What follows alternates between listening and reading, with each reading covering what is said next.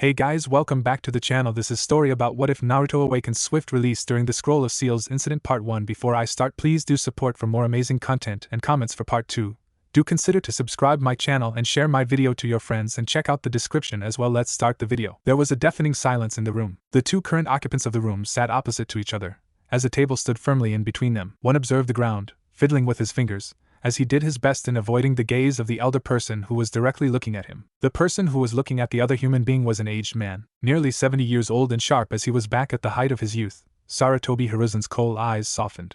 They had a look of understanding as he observed the person before him. Earlier tonight, the seal of scrolls containing jutsu that not only was powerful, but so delicate in nature that they would cause some unrest, had been stolen. Such duties like this befell upon the leader of Konoha, and when Sarutobi had heard that it had been taken, he was nearly livid.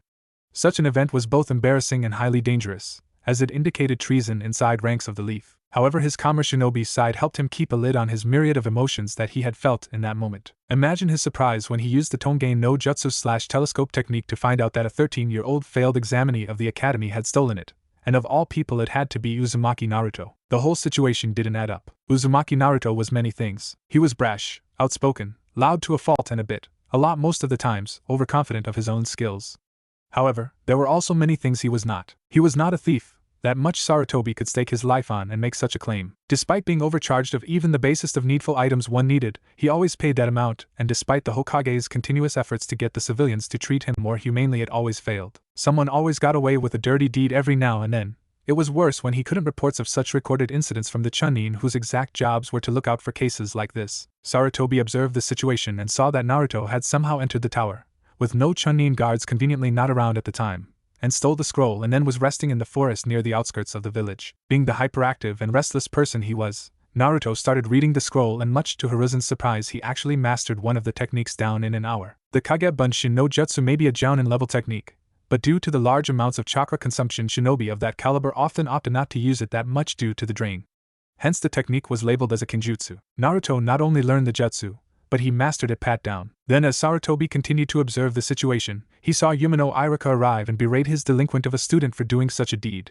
He was one of the very few people who saw Naruto for what he was and not what he contained. Then the real instigators Tujo Mizuki and Matabutai came in, revealing they had tricked Naruto into stealing the scroll from the tower, and they also revealed one of Naruto's greatest secrets, that even he not knew. Uzumaki Naruto was the container of the Kyubi no Kitsune. Upon hearing this news and further demoralizing statements on how he and the fox were one and the same, Naruto had nearly broken down. However, due to Iruka standing up for him and some heartwarming words from the scarred Chunin, Naruto realized that not all people looked at him like that, though it did explain why he was seen with those glares and the subject of hateful words, occasional beatings on his birthday, and the general ostracizing in his life. As Naruto and Iruka were facing them down, Iruka had gotten injured in the middle of the battle and Naruto himself was going to die as a giant Fuma shuriken came for him. However, in the last moment Naruto disappeared from plain view in a blur. Even the Hokage was surprised. The Anbu who had been observing the entire situation had the same experience. The Sandaime had only seen something like this once when Hiriko, a former shinobi of the Leaf, had gone rogue and was somehow stealing Kekkai Genkai to use it for himself.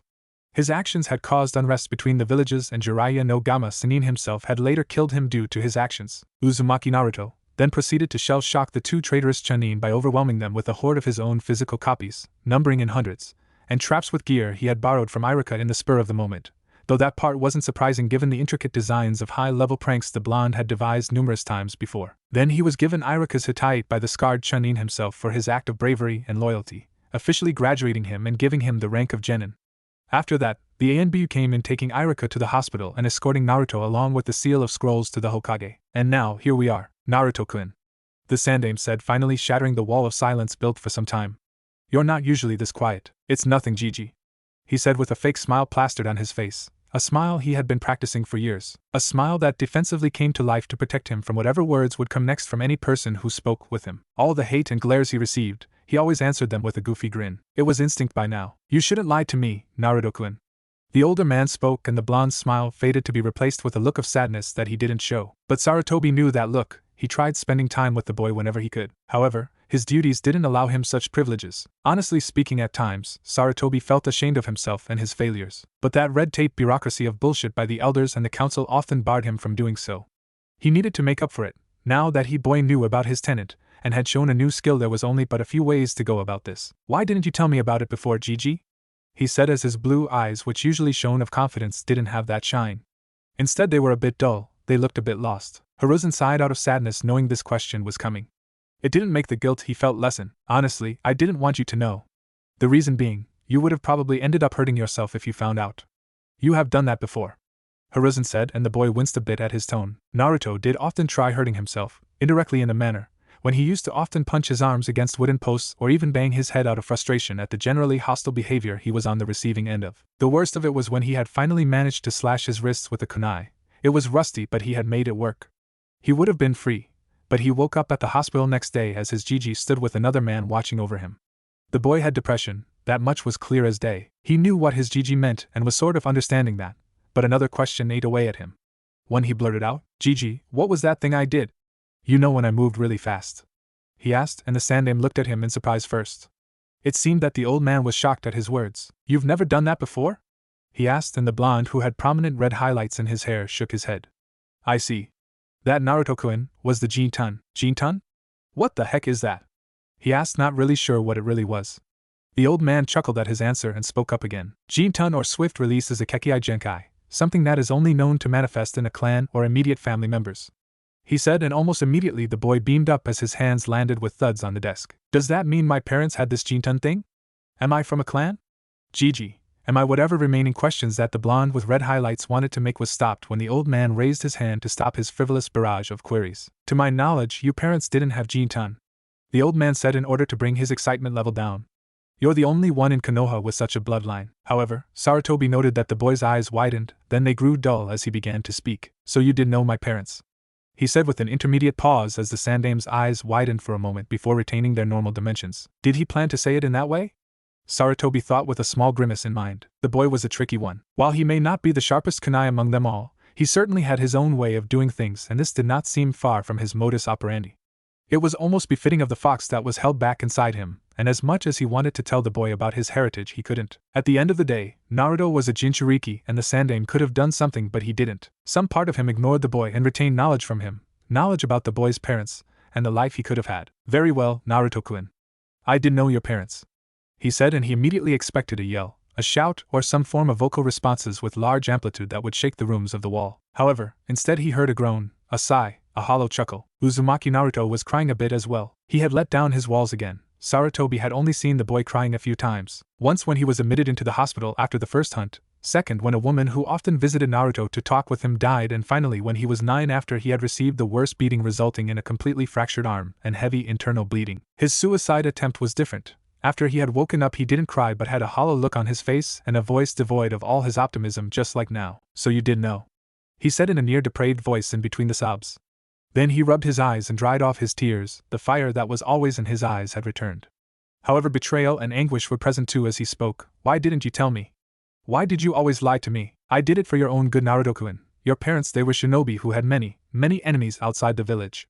If they found out you, their son, were alive, then you would have been marked for death from a young age," he said, a calm tone trying to wash away the guilt he felt from looking at those betrayed blue eyes. While the young teen was far from composed at the moment, his mind did register the words. Uzumaki Naruto was dense and maybe slow, but he wasn't stupid. He knew that there were many people with dark agendas in the world. An example would be the woman Uchiha Mikoto, who often visited him in the park when he was alone since he was 6, later whom he learned more than a year later was Sasuke Team's mother, and she wanted him to be friends with Sasuke so he could ease up a bit. That woman often brought him gifts, sweets, and of course his trademark goggles when he was curiously eyeing them one day at a store. Then, 3 years later, she had died. The Uchiha clan massacre happened and he had lost something akin to an aunt. He still went to the cemetery every now and then to lay flowers on her grave. He kept those goggles. They were precious to him and were a memoir of Uchiha Mikoto, one of the few people who cared about him, and a woman who, despite being there for a short time, who had showered him what he assumed to be motherly love. He would forever remember her. To honor her, he tried to reach out to Sasuke, in his own way, and realized the boy was a bit like him. Alone, however, the two were like oil and water. Naruto considered Sasuke his rival and set it as a goal to reach his level on day so that he would acknowledge him and in turn, he could keep a promise to Miko Oba-chan. The fact that he was brooding amo was something he couldn't change much, but he'd still try his best. "Fine, but I want to ask you one thing," he said and sighed before he spoke, looking at the old Hokage. "Did they love me?" He needed to know. This was something he asked himself day in and day out. Did his parents love him? Did they care about him? Did they willingly give him up to become the vessel for the 9 tails? Of course they did. They died protecting you from the Kyuubi. Sarutobi said, and noted how the blonde's face had morphed into anguish. He was the reason his parents were dead. They died protecting him. And he actually questioned their love towards him. He really didn't deserve them. Listen to me, Naruto-kun, Sarutobi said, who had appeared in the chair next to him without seeing the old man move, or even hearing the noise. His mind idly registering the level of speed made him a bit nervous. Perhaps it was because his mind was fresh off the first time he had taken part in an actual battle where his opponents were trying to kill him. It made him a bit more cautious. Your parents loved you. They wanted you to grow up to be a strong shinobi. I was there as they told me that. Don't you want to keep up with their word? After all, it is your nindo. The old man finished, and the boy nodded slowly. Hi, he said softly, but there was firm tone of confidence in his voice. Still, he couldn't help but ask the question. Who are they, Gigi? I'm afraid I can't tell you that. Not until you're a bit older, or a jounin at the very least. Your identity is something of an S-rank secret even among the higher-ups. He said the absolute truth. This was something that Sarutobi had planned a very, very long time ago. Fine then, Gigi. I'll wait until I become a jounin. Then you'll have no choice but to tell me and finally give me your hat as well, he said with a small smile, as he looked forward to the day he would find out who he was, where he came from. Well, that said, I'll see you tomorrow with your picture when you register. Then a month later team placements will take place. Looks like the Kage Bunshin will help you in training more than you can know, the Hokage said, and the blonde looked at him in inquisitive stare. Gigi, what do you mean the Kage Bunshin will help? And why are placements a whole month later, Databeo? He asked, and the old man chuckled at his response. Right, did you know that shadow clones can relay memories to you? He asked, and the blonde looked at him with squinted eyes, not clearly understanding what the elder was saying. What I'm saying is, Naruto-kun, you can use shadow clones to train. Since you have large chakra reserves, even without your tenant, you can use them to increase your training. Take it this way, if you use 3 clones to train with you the entire day, then you'll get 3 extra days of training in one day. Shug! Naruto said as his eyes somehow shaped into stars, and the old man had to bark out a small laughter at his reaction. That was the Uzumaki Naruto he knew.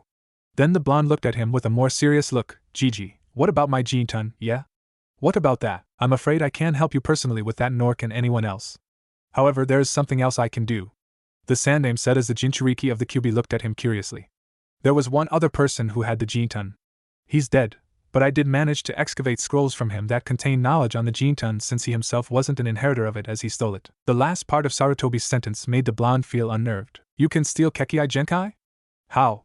The blonde asked, a bit scared at the aspect of someone stealing his ability. All his life he was treated as a pariah, sometimes even lesser than that, as people would vehemently ignore his existence. That's why he did pranks, so that they would look at him and acknowledge his existence. For someone out there to take away something that not only made him special, but also having something that probably one of his parents had, made him feel that much wary at the prospect of such an ability being forcefully taken away from him. There are a few ways to do it. Take the Uchiha clan for example. Their Kekkei Genkai manifests in their eyes and is called the Sharingan, Sarutobi said as he noted the undivided amount of attention that the blonde was giving him without getting bored. Their Kekkei Genkai allows them to not only see what future moves their opponents will make and a vision on how much chakra they have, but also allows them to copy techniques down to the tiniest detail. What? But that's unfair? Naruto yelled out, and though neither of them knew it, 2 of the 4 ANBU in the room mentally nodded with the blonde. And Uchiha's abilities were almost unfair. The orange-clad boy continued, are you telling me that if someone works hard for years to fire a jutsu properly, a guy with a Sharingan can just look at him with his eyes and steal the technique just like that? That is so wrong, Databeo. True, the Sharingan is a versatile ability, and oftentimes people who wield those eyes have been called jutsu thieves. But the shinobi world is unfair, Naruto-kun. We aren't just heroes. Tell me, what do you think of the Yondaime? Sarutobi asked. He had asked that question before knowing how well the boy looked up to his formerly living successor. Naruto shifted his eyes from the old man to the 4 portraits on the upper left side of the wall, his eyes fixed on the 4th portrait. The man, who sort of looked like Naruto in terms of hair and eye color, was almost a spitting image if Naruto's facial shape and eye shape weren't different. That, and the Jinchuriki had red highlights in his hair people often teased him about. He didn't care, he liked the small bits of red in his hair. Naruto then spoke. The Yondaime was a genius. He stopped the Kyuubi and was the hero of the 3rd Great Ninja War, he said, and the current Hokage lit up his tobacco pipe as he calmly took a few breaths in. Naruto shook his head. Smoking will kill you, Gigi. Heh, I'm too young to die, he said, and along with the blonde both smiled at his words. He then looked at the Jinchuriki to give his answer. You're right about Minato's status as a hero, Naruto-kun. But do you know people in Awakens hate him? Even to this day the Yellow Flash remains their most hated nemesis. Why? I mean, sure, they were enemies in the war, but other countries were involved as well, the blonde said, trying to make an argument in favor of his hero. Even though the man sealed the Kyuubi in him, he still admired him. Though not as much as before. Finding out that you were basically housing a mountain-sized demon does that. True, But Minato didn't just win the war. He annihilated Iwa's chances in the war. Using his famed Hiraishin, he killed over 1,000 ninja of Awakens in a single battle. He said and let that information sink in, knowing full well that the boy must have skipped a few 20 lessons in history. He had emphasized his sentence properly, and saw the conflicted look on the blonde's face. That is another thing I wanted to talk to you about, Naruto-kun. Entire families, mothers, daughters, sons, fathers and brothers never saw their living ones again once Minato was done killing them. He said and saw the boy meekly nod at him. So you're saying that the Yondaime was just a killer? He asked and the man made no physical reaction. All shinobi are killers at one point, Naruto-kun. At times we get missions that are well more or less assassinations. The Yondaime had killed plenty of times before that, but not because he was a murderer. He said and the blonde with red highlights looked at the old man. He did it to protect the village and his loved ones so that Iwa would not destroy Konoha. At one point you two have to kill, Naruto-kun, which is one of the things I wanted to talk to you about. Well, what is it, Gigi? He asked and gulped a bit. He had never seen his Gigi look at him so seriously. Naruto-kun, you generally have very low skills when it comes being an actual shinobi. He said and the blonde slumped into the seat. Sarutobi had to say it.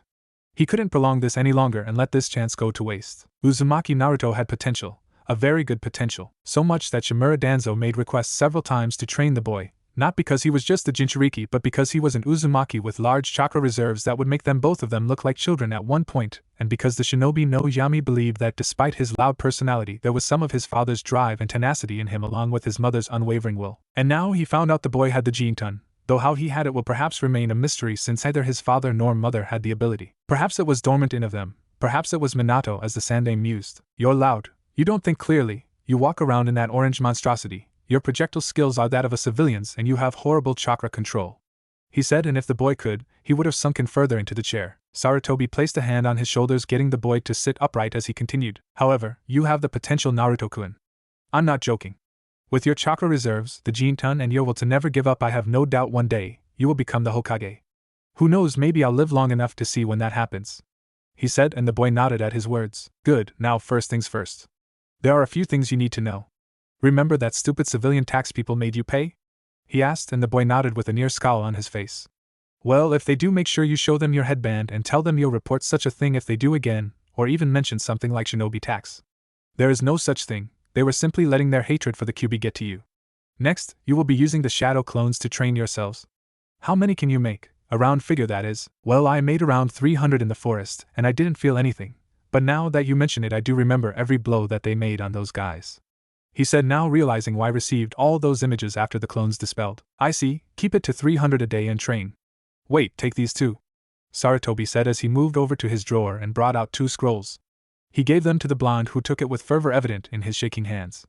These contain sealing materials and since you can use the library without anyone stopping you because of your rank, I suggest you start on Fuinjutsu. But Fuinjutsu is boring database.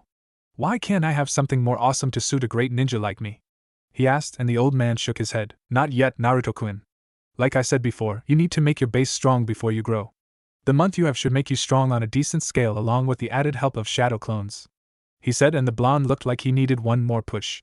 He needed to make a calculated risk that would serve as a catalyst. Besides, I thought you would have liked Fuinjutsu considering you're from the clan that specialized in it, and the fact that the Yondaime was a seal master. He said and the blonde froze right then and there. He was from a clan? He was from a clan. He was from a clan. What? What are you talking about, Jiji?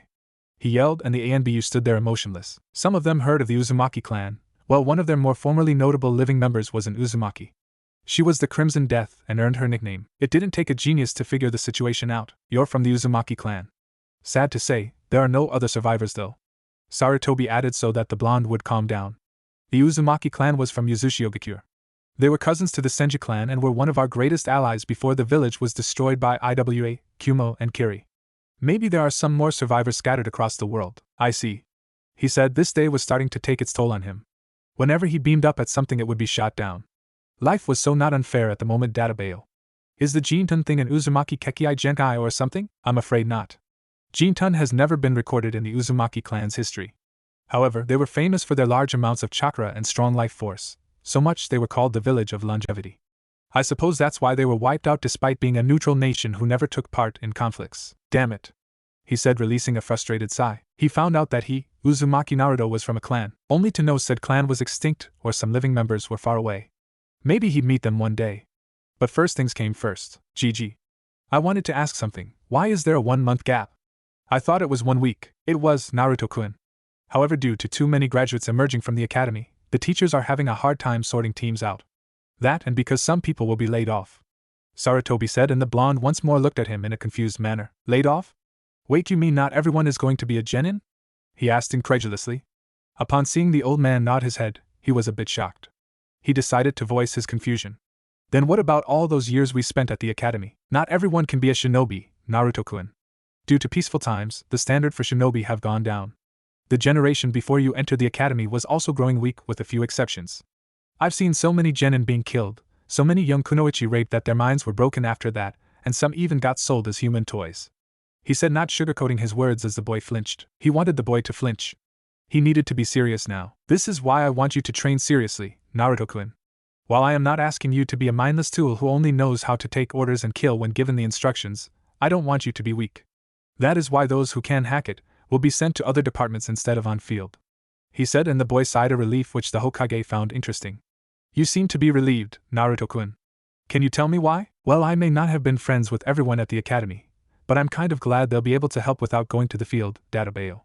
He said as he grinned at the old man. The ANBU in the room, though emotionless in behavior, couldn't help but smile underneath their masks, even though he made them clean up his mess 1 times too many. Hiruzen himself had to smile widely at the words. It was incredible how the boy still cared about the general kids who studied with him despite their behavior. He truly was one of a kind. You're going to make a fine shinobi, Naruto-kun. I'm surprised all the girls haven't come after you yet. Hiruzen said, and the boy grumbled. Yeah, right. All girls want right now is to be with their Sasuke-kun. He finished with a tone that was reminiscent of fangirls. He then continued. Honestly, I don't get it. All he does is HN, HN and HN. Then proceeds to be a jerk, and everyone, including Sakura-chan, just squeal at him for grunting. Maybe they like him more because of your perverted jutsu and avoid you, Hiruzen said as he chuckled at the boy's reaction. One of the ANBU, who happened to be female, twitched a bit at her leader's words. That I just made that after seeing a guy reading a magazine that had girl on the front wearing little to no clothes. A couple was going by. The guy with the woman was staring at the cover before the woman was smacked him on the head. It works as a good distraction, so I made it, he said, and the Hiruzen stopped for a minute. Surely the boy didn't. Naruto-kun, what do you mean you made that after seeing a magazine? What about your sex ed class? He asked, and the boy was quiet for a minute before he spoke up. Oh yeah, I was kicked out of that class all the time. PSSHT? Like I'd have a problem without that class. I mean, who needs sex? It's just a gender, he said, and the ANBU couldn't believe what he just said. Sarutobi's eyes were the size of dinner plates. Then how'd you make the henge? Sarutobi asked, and the boy replied earnestly. Well, it was more or less the same picture, only I added no clothes and smoke to cover my body parts. I didn't want anyone to see my fat chest and my thing hanging out, he said, and everyone was shocked at his words. In their minds they imagined that sexy blonde he transformed into with that in between her legs. Sarutobi shuddered at the implications. Oh dear, the Hokage said as he breathed in and exhaled. He needed to fix this. For all that was straight and perverse, he needed to fix this. So no one ever taught you about the birds and the bees? Birds and bees? Well, they're animals. Bees are insects, cause you know Shino always liked to clarify that, he said, and the old man pinched the bridge of his nose. This was going to be very, very awkward. That night Uzumaki Naruto went home with a red face and steam blowing out of his ears. He kept muttering incoherent sentences. Penis goes there, and how do babies even come out of that place? However, the one he kept repeatedly chanting, and more than once a few women who were in earshot heard him, had to blush. They do it in the ass too. This was frustrating. No, this was far beyond frustrating. Let it be said that while Uzumaki Naruto may not be the most patient man or living being in general on Earth, he was far from being the worst. Still, having to sit still and study for more than 3 hours without having to yell his frustration out was wearing thin on him. That and the strict librarian lady had already hit him twice with that accursed, unholy stick whenever he increased his volume. One day he would have his revenge. Just wait, Databeo. Beside him were 50 other shadow clones who were working on reading as well. He had decided to get started on Fuinjutsu, and was currently studying the first of the 10 distinguished levels. He had to admit that it did beat carrying a backpack with him, and much to his own surprise, he found it interesting. Far more interesting than the other stuff, which consisted of knowledge on not just Konoha but the other major villages as well. The academy had seemed to skip out on a lot of things, and Gigi was right. The standards had dropped. The standard genin age for graduation was 10 years old before he joined, 9 during wartime. Now it was 13. The curriculum was also easier, and Naruto realized just how far behind their generation was compared to the ones before. Naruto also picked up books on ninjutsu, genjutsu and taijutsu.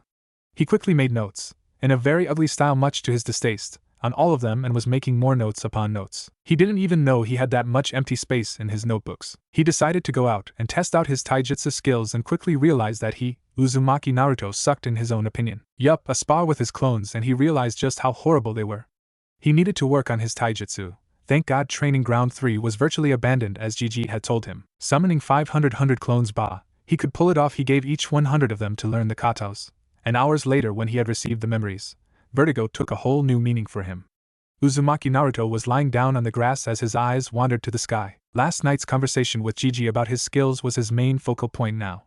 He had to get stronger, he needed to find out who he was, and then finally he could be Hokage so that people would finally realize that he was himself, not the fox, and treat him like he was somebody important, not a demon incarnate. Groggily getting up, he sat still, perfectly still. Apparently meditation helped calm one's mind, helped them control their emotions and enhance senses extending to the area around them. Considering how hyperactive he was, he needed it, a lot of it. Well timed to start the other part of training and grumble. Even though no one was around, he blushed a bit out of embarrassment. He then walked up and got out of Training Ground 3.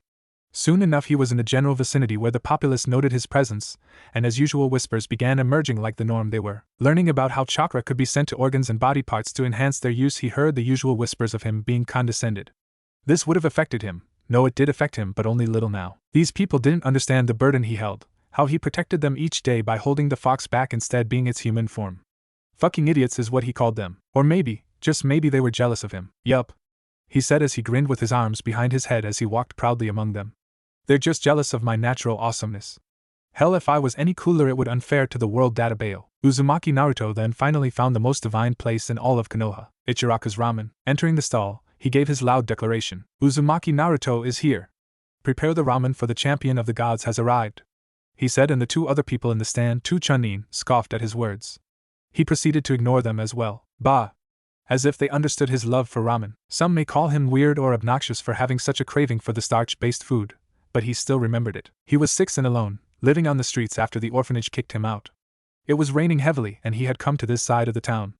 A heavenly smell of various spices had brought him to the stall, and he was peeping through the door trying to figure out what the smell was. The man at the counter, Tucci, had seen him and called him. At first he thought he was going to be yelled at or pushed away whilst thrown to the ground. Instead, Tucci ushered him in and gave him a towel to dry himself off and asked him whether he was hungry. The young boy replied no. Despite that, the man put a steaming, freshly made bowl of miso ramen, and Uzumaki Naruto had unknowingly shed tears of joy that day. Tucci was later the one who informed Hokage of him being here, and the boy got his own apartment after that. Ichiraku's became something of a safe haven for him. Ramen was his emotional comfort, a means of escaping his sadness. In a minute, Naruto-kun, came the voice of one Ichiraku Ayam, who was happy to see him again.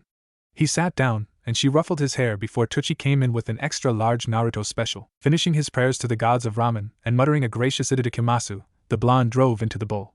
The ramen never stood a chance as he began to viciously wolf down the noodles as they happily entered his abyss of a stomach. It didn't take him long, and soon after 5 more bowls followed. Before Tucci could say he'll put it on the tab, Naruto brought out the money and paid him in full. Naruto, Tucci said as he took the money and counted it, a bit confused. Don't you usually pay later when having more than 2 large? Yeah, but apparently some of my monthly stipend got mixed up and I got some extra cash last night, he said as he chuckled at the lie he said. The truth was, Naruto was paid for what he did last night. Sarutobi said it was not only a means of saying sorry to him, but also for the service he did. He got the pay for a C rank mission, and boy, it was good be rewarded. Well, that's good, but what else do you have planned today? Ayam said, and the blonde looked confused for a second before he spoke. Right, I got some more training to do, and after that I need your help, Naruto said with a furious nod as both father and daughter looked at him in a confused manner. My help? In what exactly? I'm not exactly a shinobi, Ayam said, and the boy nodded but spoke up once more. True, but you're one of the damn best cooks in the village aside from Tuchiji-san, and Gigi said to grow stronger I need to eat other things than just ramen, which is so not right, he said, and Tucci laughed at his words. Ayam blushed at being called that one of the best damn cooks, but later also chuckled at his reaction. Then he heard it, her voice, Sakura-chan. Uzumaki Naruto thought as he heard her talking with someone. He could sit here and waste a few more bits of time, or he could pay his money and ask her out. Surely she was bound to say yes one of these days. He then got up and made a salute-like gesture at the two of them. Right, gotta go now, Ji-san. See you later, Ayam-chan, he said, and exited the stall waving his hand at their goodbyes with a grin on his face. You know, Ayam began with a smile as she looked at his retreating form, fading into the distance, and finally out of her sight. I haven't seen him this happy in a while. Yeah, not since he got those goggles, Tucci added and smiled a bit sadly. Kami rest that woman's soul. She was one of the few who cared about him like that. Hi. If only her son was a bit more like her. Though, I guess he takes more after the commissioner. I am added as she remembered the husband of Uchiha Mikoto. While he wasn't a jerk or something along those lines, the man was too uptight.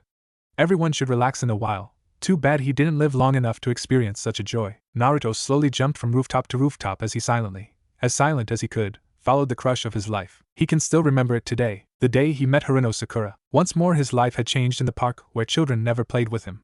He was around 7 at the time, and was going to start his life at the academy a few days later. A few kids, a bit older than his age and some were the same as him, were teasing someone about their big forehead. Naruto, being the idiot with the hero complex he was, rushed in to save the day. Upon his arrival, the instigators had left. Not because they were afraid of him, but because their parents told them to isolate the boy and avoid him at all costs. The girl he saw did have a larger than normal forehead, but he found it cute for some reason, and her pink hair. Along with her was the Pinkhead's future best friend air rival. He remembered playing with them in the park that day. Happy and socially interactive memories were something he had in few amounts.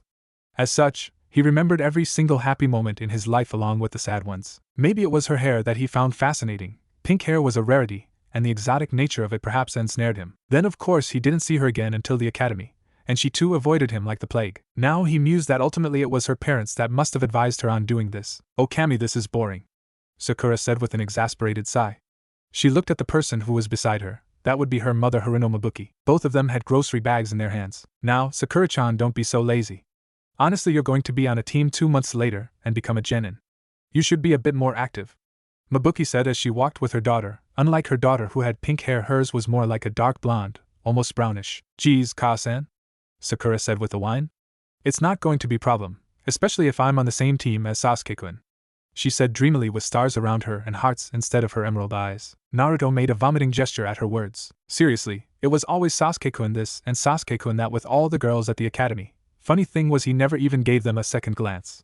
Maybe girls were into that stuff. The blonde with red streaks idly noted what he would be like if he was like the raven-haired emo with teen angst issues. He shuddered at the thought. While he did feel bad for Sasuke for going through something like that at that age, he did however feel that he could have been less of an ass. Then again, he was an ass even before the massacre. Mikoba-chan did tell him to be friends with him. Maybe it was because he was a broody moody from the first place. "Sakura-chan, while I don't have anything against you going after Uchiha-san," she said as both her daughter and the Jinchuriki listened to her words, "you do realize he's a bit strange. I mean, he's never shown any interest in any girls ever." Naruto snickered as he listened to the words. Last night, Sarutobi had told him about the guys who played for the other team. At first Naruto couldn't believe it. In fact, he didn't want to believe it. However, Sarutobi told him to believe it. "Looks like Sasuke is Sasage." He laughed out loud in his mind as a chibi Naruto in his head was holding a list. Chibi Naruto cackled as he took a pen and put a tick mark on the checkbox beside which was a sentence stating "make a very original joke about team." "You wouldn't understand, Ka-san," she said with a spirit Naruto had never seen before. Such absolute determination and unwavering faith in her resolve that Naruto was almost surprised to the point he nearly gave out an audible gasp. "I love Sasuke-kun, and sure he's a bit weird, but he's still better than that Naruto baka." Well, that escalated quickly. Naruto thought as he flinched previously upon her mentioning his name like that. Honestly, he didn't understand why she resented him so much. "I mean, I'm always kind to her, and I tried to cheer her up, but she's still like that." "I see," Mabuki said and uttered no further words. Naruto could understand why she didn't. She was probably like the rest of them, although he was glad that she didn't add anything horrible about him. That was good, honestly, that baka. Always screaming and yelling how he's going to be Hokage. Like someone like him could ever be Hokage. It's probably because he never had any parents to teach him anything. Sakura added further, and Naruto clenched his fists. He may love, or he thinks he does, Sakura, but that doesn't give her the right to say things like this about him. He didn't have anybody growing up. Nobody was there for him all the time. Wait, maybe this isn't the first time she said something like this. Why isn't her mom telling her anything? He thought with some hope, but the dirty blonde-haired woman said no words to his defense, or at the very least reprimand her daughter for saying such a thing about his parents. Always pestering me for dates when he knows I'm going to refuse him. He's so annoying all the time. She added further, and Naruto once more winced under the implication of the words. Sure, he was a bit loud, louder and boisterous than most, but that's how he was Dadabayo. Everyone had their quirks, so why was he being the only one scrutinized like that? And I don't want you to go on a date with him ever. Mabuki spoke after some time, and Naruto could understand the adults saying this. They were blinded by the image of the fox too much to see him for the teenage boy he was. That reminds me, why did you always tell me avoid him? Sakura asked all of a sudden, and the blonde in hiding near their sight was more interested in the answer than the pinkette. Because he's a delinquent. Always pulling pranks and disturbing the people with his loud rants. Mabuki added with some venom in her voice, and Naruto could almost feel the resentment in her voice. No surprises there. He thought with a small chuckle in his mind. That's true. I wish he would just leave us alone. Well, at least he didn't graduate. He even failed the graduation exam. I mean, who can't do the Bunshin no Jutsu? Anyone can do it, she said, and this time Naruto felt a bit annoyed at her words. Gigi explained to him that the reason why he couldn't do such a low-rank jutsu was because he had so much chakra, such massive reserves of densely coiled chakra, that it was impossible for him to pull it off without having near-perfect control of his chakra, which only one of his students, Tsukane, or Tsu something, had done. Though he was a bit upset at not having control, he was ecstatic when he learned about his large chakra reserves, even without the Kyuubi. Uzumaki chakra FTW. Honestly, I'm glad he's not a ninja. Otherwise he'd be a failure of a shinobi and drag everyone's name in the village down with him. I just wish he'd go away, she said, and that was the last thing Naruto heard before he turned around and left. He jumped away as he didn't realize that small trickles of tear were floating from his eyes into the wind as the sunlight made them reflect some light. In that moment, Uzumaki Naruto hated himself. His mask of oozing self-confidence had been shattered by the first girl he had ever loved, yet he couldn't bring himself to hate her. He couldn't even now. All he could do was writhe in self-loathing. The Sandaime Hokage was breathing out of relief. At last he was done with today's pile of paperwork. It always was his bane. Even with the assistance of his shadow clones, the professor had trouble sorting them out properly. Then, as he relaxed in his chair, he thought about pulling out his pipe and read that orange book he liked. It certainly would be a good way to pass his time. Then he felt the presence of a man he hadn't seen in some time. There was a knock on his door, and Sarutobi voiced that the person may enter. The man entered and was old in age, around the same age as him, give or take a few days here and there. He also had bandages covering the right side of his face, more specifically the eye, as if he were hiding something. A crutch rested in his hand as it pushed against the ground to make him stand straight, however his lone eye was closed. In that state, he walked forward and sat on the chair. He didn't need to open his eyes to know where the items and furniture in this room were. He knew where everything in this room was. Danzo, Sarutobi spoke up with a voice that displayed the opinions of both interest and mild hostility. What are you here? The Jinchuriki boy is training at Training Ground 3.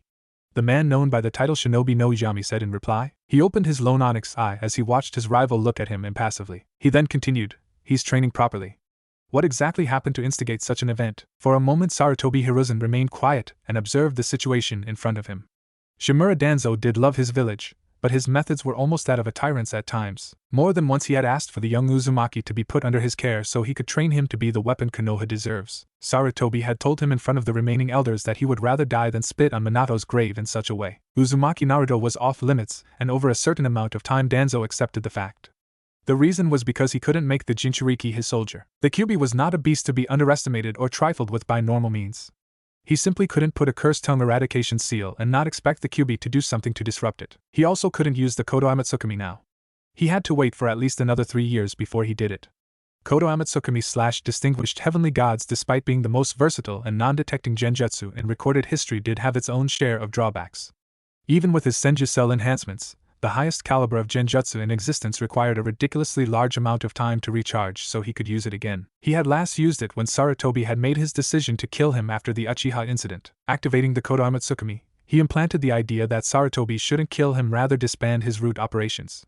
The genjutsu also had a 3-second time frame, and due to the hallucination induction it conducts on the victim, Sarutobi was still walking towards him when he used the jutsu. If he made any attempts to defend himself or let his root agents come to his aid, then a battle would have ensued, and there was little possibility he would come out on top, as Sarutobi wouldn't give him a fair fighting chance. And now here he stood, a failure trapped within his own weaved plots. I may have given him a right push to what he needs to be rather than what is. What are you really here for? Sarutobi asked, not at all amused at how his friend conveniently appeared at such a time. Nothing, I just wanted to know why the Jinchuriki was training that seriously. My offer still stands, Hiruzen. I could train the boy properly, Danzo said, and Sarutobi looked at him as if he was serious. You already know my answer, Danzo. It won't change.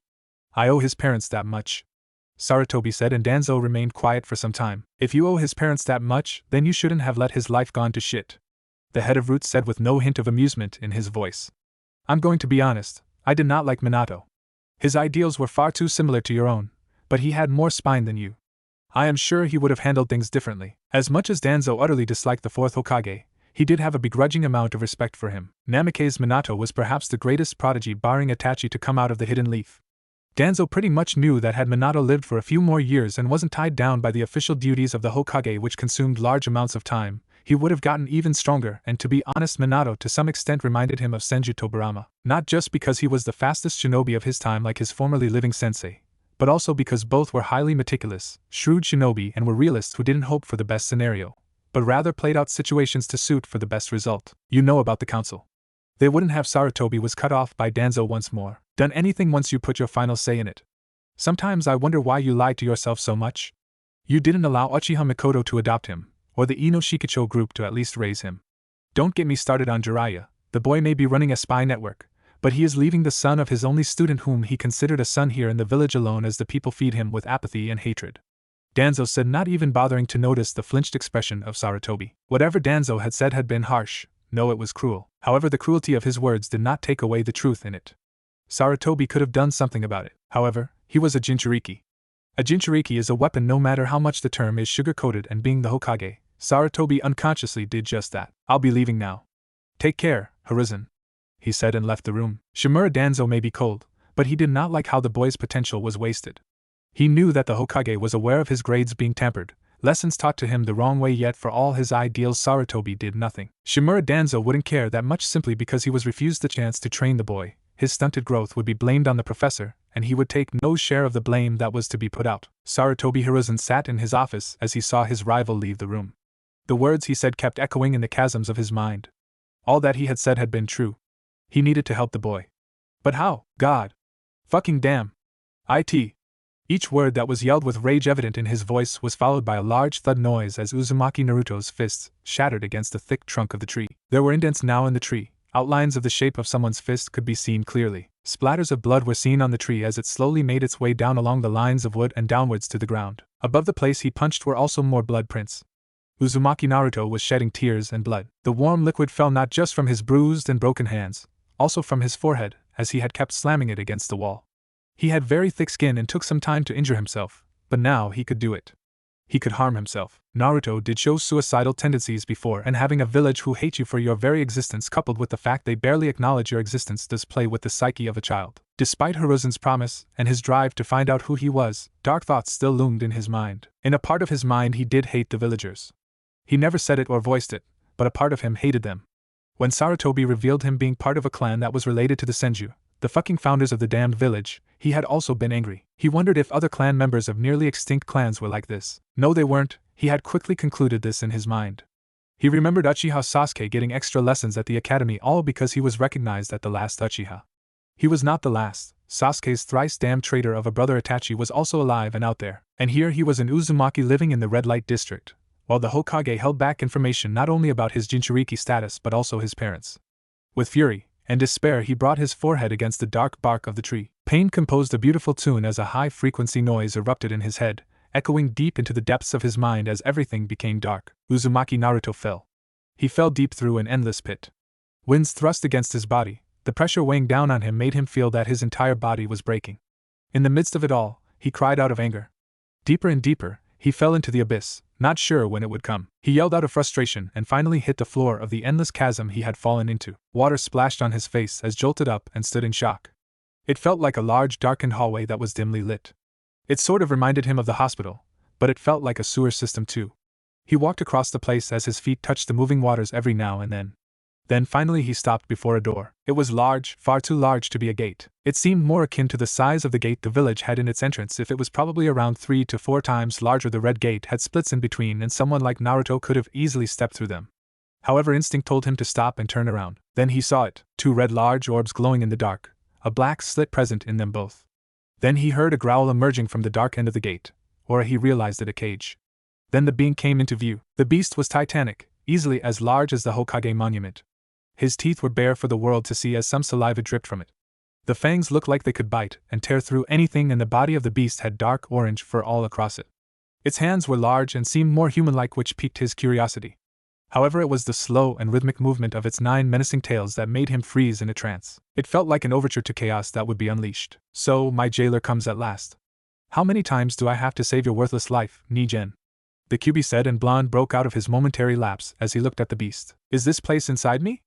Uzumaki Naruto asked, and the Kyuubi smirked toothily as the blonde felt a bit unnerved by that gaze, even though the fox was lying down clearly on the wet floor. Seems you're not as stupid as I thought, but you're still stupid.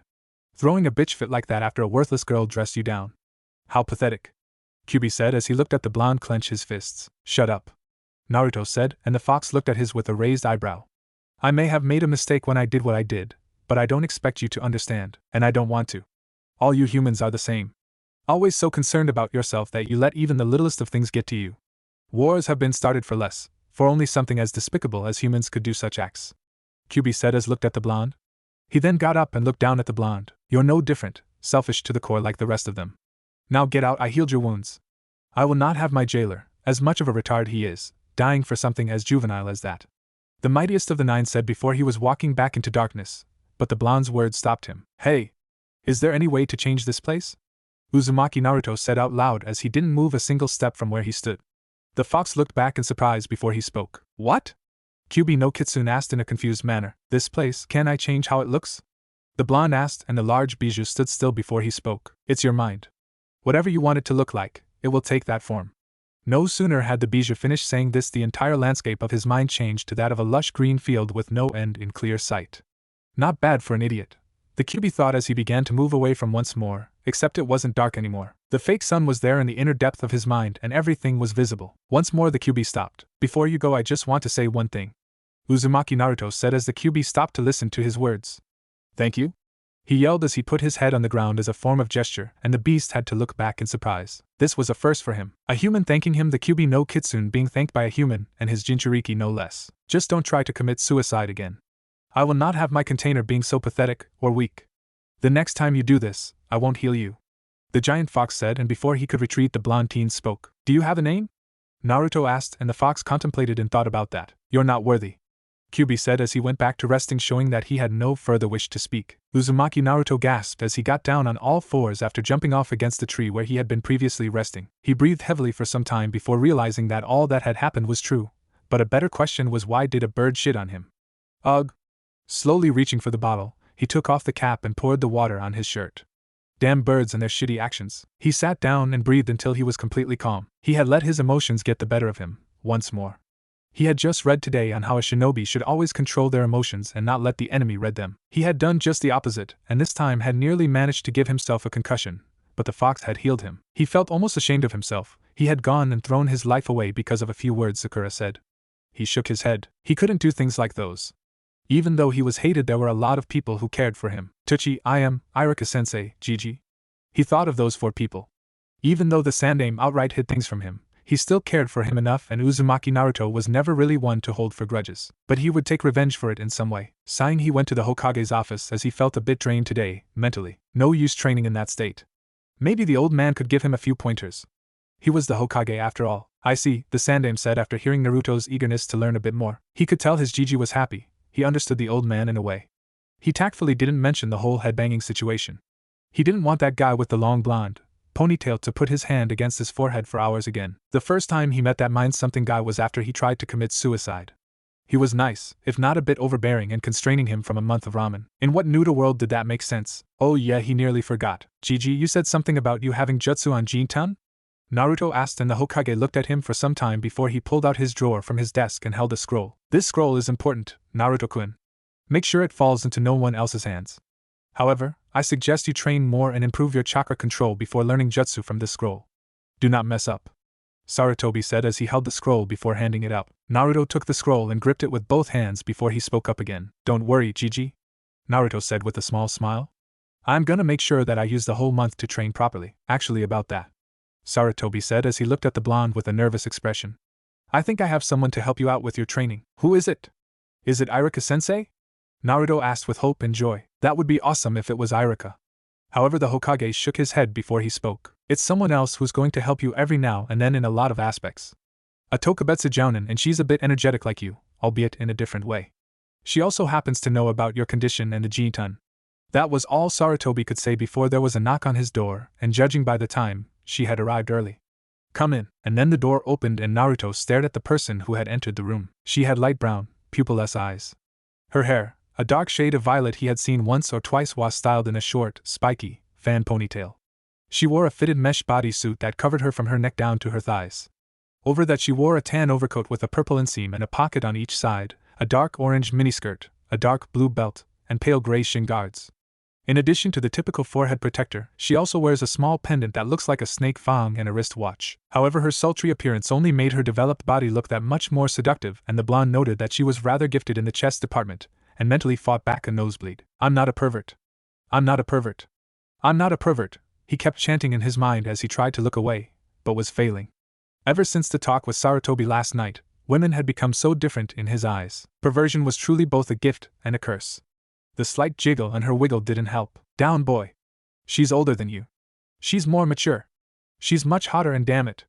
Naruto yelled inside his mind, and utterly failed. Looks like the Gaki can't take his eyes off me, Hokage-sama, she said with a grin in a loud manner, and Sarutobi noted that he may have been right in choosing her as his part-time sort of teacher. Both were loud, energetic, and oftentimes prone to acting without thinking. Maybe this could help the Tokubetsu Jounin in becoming a bit more responsible when she has someone to look after, and Naruto would learn things from her, while building some form of resistance to seduction techniques. Judging by Naruto's efforts to look away, he couldn't, and a foreign kunoichi could exploit this when the time came. Yes, Naruto-kun recently found out about the birds and the bees.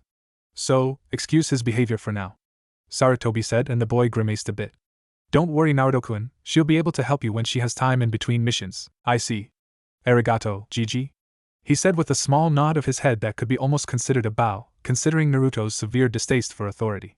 He then looked at the dark violet-haired beauty before he spoke. Pink could be seen on his cheeks as he spoke. I'm Uzumaki Naruto. Nice to meet you, the incredible and sexy Mitarashi Anko, she said with a pose as she held a victory sign near her eyes. Can't deny the second part, though, Naruto thought, not really believing how his mind was rather fixated on that statement. When can we begin? Naruto asked. He really didn't want to do it today. He needed some rest to clear his head, plus he had to go and see Iam. Good food equaled good body for fighting and endurance. From tomorrow, Gaki, come at training ground 13 and don't be late, she said, and then leaned near him before she breathed hotly against his cheek, making him squirm. Otherwise, Anko-chan will do naughty things to you, he said, and prominently fell off his chair as the Tokubetsu Jounin laughed before she looked at the Hokage again. He's like you said, Hokage-sama. Farewell, she said, but not before winking at Naruto to tease him a bit more, and him blushing like that made her feel amused. Gaki is kind of cute though. More fun to tease him, she thought as she exited the room. Gigi, what was that? He asked, and the Hokage had been chuckling at his predicament. That, Naruto-kun, was you being what do the young ones call it these days? Yes, owned, he said, and laughed a bit as Naruto grumbled incoherent sentences about stupid old men laughing too much for their own good. Uzumaki Naruto considered himself many things: a loud mouth, an S-rank prankster, a shinobi who would make the world embrace the color orange, a lover of ramen, an outspoken individual with the confidence the size of the Hokage rock, and wielder of an unpredictable mind. A future Hokage who would surpass all his predecessors. But a coward he was not. If he was, then he wouldn't have faced two Chunin by himself. When the threat of death had been looming over his head, coupled with his lack of true combat, it was impossible for him to make it out in one piece.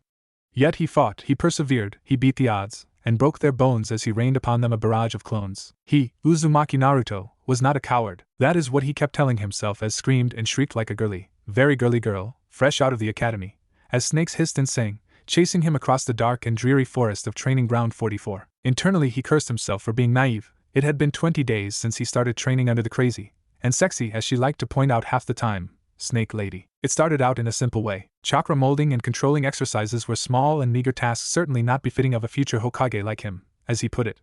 Despite his words that came off as brash and cocky, he proved his worth as he spammed, abused, and raped the shared memory experience of the clone. Uzumaki Naruto was so happy when he saw the gleam of pride and joy in the eyes of the purple-haired Tokubetsu Jounin. That was his conclusion, of course. Afterwards, the woman stated that she would be upping his training and conducting survival mission simulations. Now, while he was not the sharpest kunai in the pouch, he did not expect Mitarashi Anko to actually try to kill him. Every day it was the same routine for him. It started with him running laps around, inside and outside the forest of death, as he had to evade snake bites, shuriken, explosive tags, and a kunoichi who was without a doubt a log-damned sadist. Did he mention he was wearing chakra weights too? Of course it didn't end there. That was his warm-up exercise, as he now using nothing but brute force to jump. Had he not, he would have had a lovely little mark on his heel and poison in his bloodstream.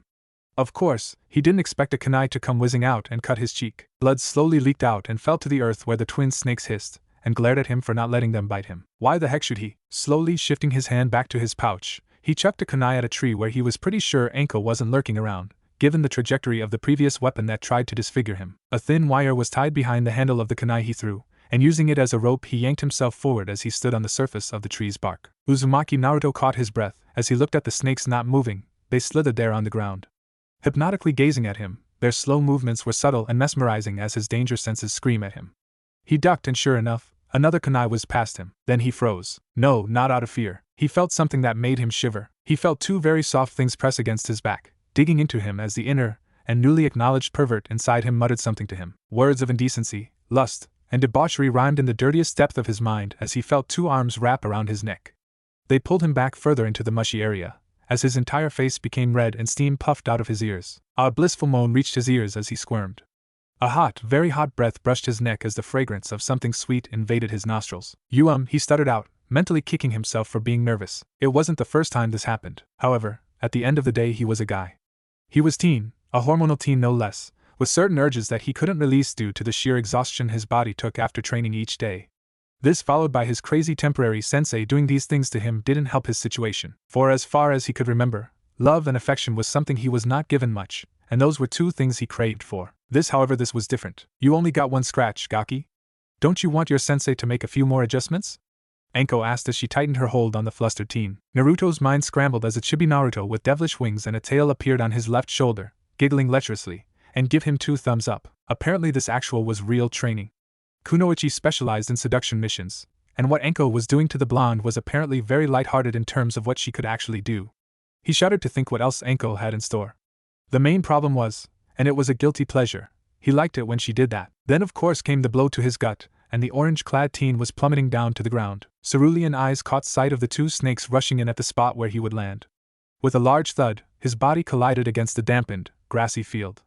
As the snakes wrapped themselves around his arm and leg, respectively, the boy smirked. He looked up at the snake summoner whose brown eyes were curiously focused on him, and he mouthed one word. Boom! True to his action, the body of the blonde exploded and Mitarashi Anko felt a sharp, cold metal pressed against her neck. That was not easy to pull off, Naruto said as he held the kunai with a steady hand. He really didn't want to harm her despite her fatal way of training him. He liked Mitarashi Anko, she was a bit like him. However, in his mind, she was a fool to think dango was the food of the gods. So when did you switch out, Gaki? She asked with a sly smile forming on her face. Around the same time you took a break for 30 seconds, Naruto cheekily replied. Apparently having a gigantic fox in your gut had its perks. Naruto's sense of smell and hearing had gone up for the past 2 weeks. He tried to talk to the fox about it, but the damn fox ignored him vehemently, and had the gall to call him a simple-minded idiot for thinking that he would cooperate with such a weak jailer. The blonde promptly told him that one day he would make said fox eat his words, to which the bijou told him that pigs would start flying sooner than that event happening. You're getting faster, Gaki. Swifter, he replied a bit cheekily. Anko had to chuckle at that. It was true, he had been improving. Ridiculously too if she could add. Naruto himself was surprised at how much he could achieve once he put his mind to it. A part of him wondered if he would become Rookie of the Year if he paid attention to Irika's lectures. Unfortunately the boy had actually voiced this thought out loud and Anko being Anko, had smacked him on the head.